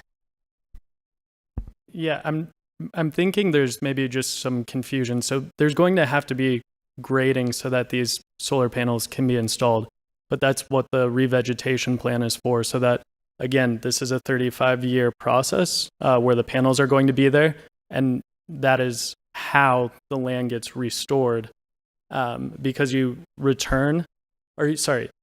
when you grade out, I understand there's going to be some concerns about that process, right? And so then you start vegetating the land, and then so that by the time that the process is over, the project is done, the land would be had 35 years of this vegetation that was growing underneath the panels on the project site. So it's not bulldoze and then project comes in, remove, and it's just flat, empty land with nothing on it. they're going to be actively growing on the land throughout the course of the project. And if you notice, there have been some, decommissioning of solar across Arizona, and the following use right after that was ag use. It doesn't ruin the soil, it doesn't ruin the land. It is able to be returned back to this agricultural use following solar. So it is an option. And then could you speak to the water conversation? I know that, there's a lot of discussion about how solar plants use even nominal amounts of water. So maybe you can help us understand that. Right. So at operation, I believe we have it at 30 acre feet a year. I know it was mentioned that the panels are going to have to be cleaned constantly. It's actually once, maybe twice a year. Where's the water coming in from? We're trucking in water. That was also mentioned. As far as comparing solar water use to other uses, agricultural use uses the most amount of water. Residential is right below commercial. So when people are commenting that they're concerned about the water table, well, if the land was used for what it's currently zoned at, Gentlemen, this the AR applicant was 36. kind enough to allow you all to speak. I would expect the same from you. Thank you. Which is AR 36, which is 36 acre residential. Even assuming that all of those stay at 36 acres, if you were to use up the land, it would be far, far more substantial water usage than it would be for this solar at operation. So if you want hard numbers, I might have to bring back my slide up where I can show the comparison. But yeah, that's helpful. Thank you. One last question. What do you think your timeline, if this were approved, what is your timeline to move this project forward? Do you have it funded? Are you still in the process? What does that look like? Right. So between now and then, obviously, the studies that I showed would have to be completed to make sure that this is a viable option still, right? As far as projected timeline, start of construction 2029, operational Q4, so end of 2030.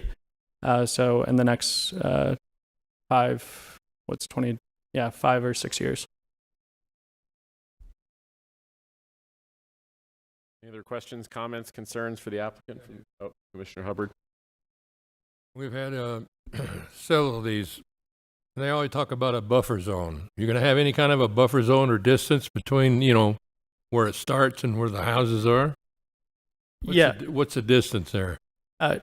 Commissioner Hubbard, that's a good question. I know they were showing these parcels that were nearby the site, and I just want you to know that based off of what we had looked at, and I know some of the people who had commented had mentioned that it was their plan to move here, so there are no existing structures on some of those parcels that were highlighted. What it actually looks like as far as existing structures and distance from our project, there seems to be about 17 to 22 structures within 2 miles of the actual site.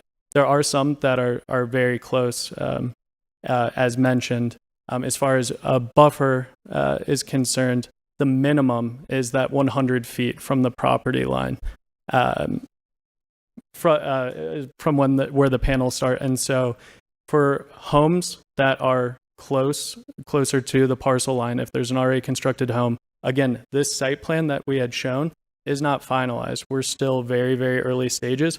We have these letters. We are happy to meet with the people who are closest to the project to discuss how we can accommodate or make any changes on the site plan to be as best of a neighbor as possible to them, to be least impactful to them. So Okay, no other questions or comments? Thank you very much. Thank you. I would like to entertain a motion for item 6. Chairman, I make a motion that this request is denied. I would like to make comment. Hold on, we're not done yet, so don't get too excited, okay? Commissioner Ruge? Prior to your motion, I just, we've had 2 controversial items today. In the first item, at least from my perspective, I had to weigh the people in the crowd versus 45 people, 1,000 45,000 people who need affordable energy that can't do with blackouts and things like that, hence the peaker plants. In this item, I don't really see the other side of it. I see this project having a huge impact on people that planned on putting their, hopes and dreams into this area, with the understanding that it was not zoned for this. And so based on the staff recommendations, I would second your motion to deny. All in favor? Aye.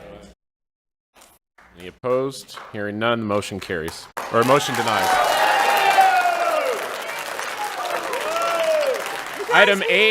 Item 8, commissioners' comments.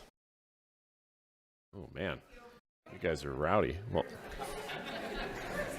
item 8, commissioners' comments. Hearing none, I'd like... I actually do have a quick Go ahead. comment. Sorry. So I attended the planning conference down in Tucson. There were some enlightening things. Number one was this chicken ordinance that we were just updated. So that was, so I did have a question based on that. How are we in compliance with the current state statute or the new state statute of ADUs and the setbacks and those additional requirements that were put on municipalities? The meeting is still in process, so I would greatly appreciate exiting quietly and continuing the conversation in the lobby. Thank you all. Yeah, Chairman Hassett, Commissioner Bradshaw. So that amendment was only to Title IX of state statute, which only applies to incorporated cities, did not apply to unincorporated counties. There have been similarly proposed bills in the past for counties, and so it's certainly possible that that would come again in the future. As of right now, we do allow accessory residences in our residential zones. There are size limitations on that, so should any bill pass in the future, we may need to take another look at that. But I believe as of right now, it does comply with state statute. Okay, thank you. No other comments from commissioners? With that being said, I'd like to call for, item 9. Oh boy.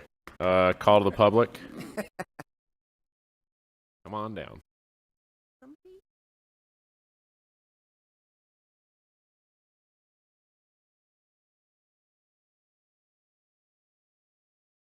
You know the drill, right? Good afternoon. Ashley Hemmers, 2550 Spirit Mountain Drive, Mojave Valley, Arizona.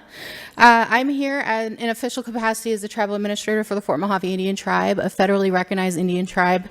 And we would like to formally request meaningful consultation at this local process with the Fort Mojave Indian Tribe per state and federal guidelines and federal Indian law.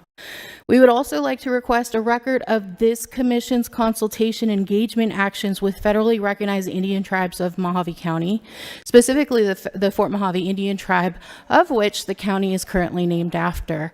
I do know that that we were here on behalf of agenda item 2. It's very disheartening to hear the difference in situations, but I would officially like to put that on record that we are requesting meaningful consultation with the commission, the county, so that it is on record as we move forward in opposition to what desecration may happen in our area. Thank you. You got all that legal? All right. I didn't Appreciate even it. understand what she was requesting in the beginning, but thank All you right. very much. Thank you so much. Appreciate it. Have a great rest of your day. Okay, seeing no one else, I'd like to call for a motion to adjourn. Motion to adjourn. First by Ruge, second by whomever. All in favor, aye. Thank you. Aye.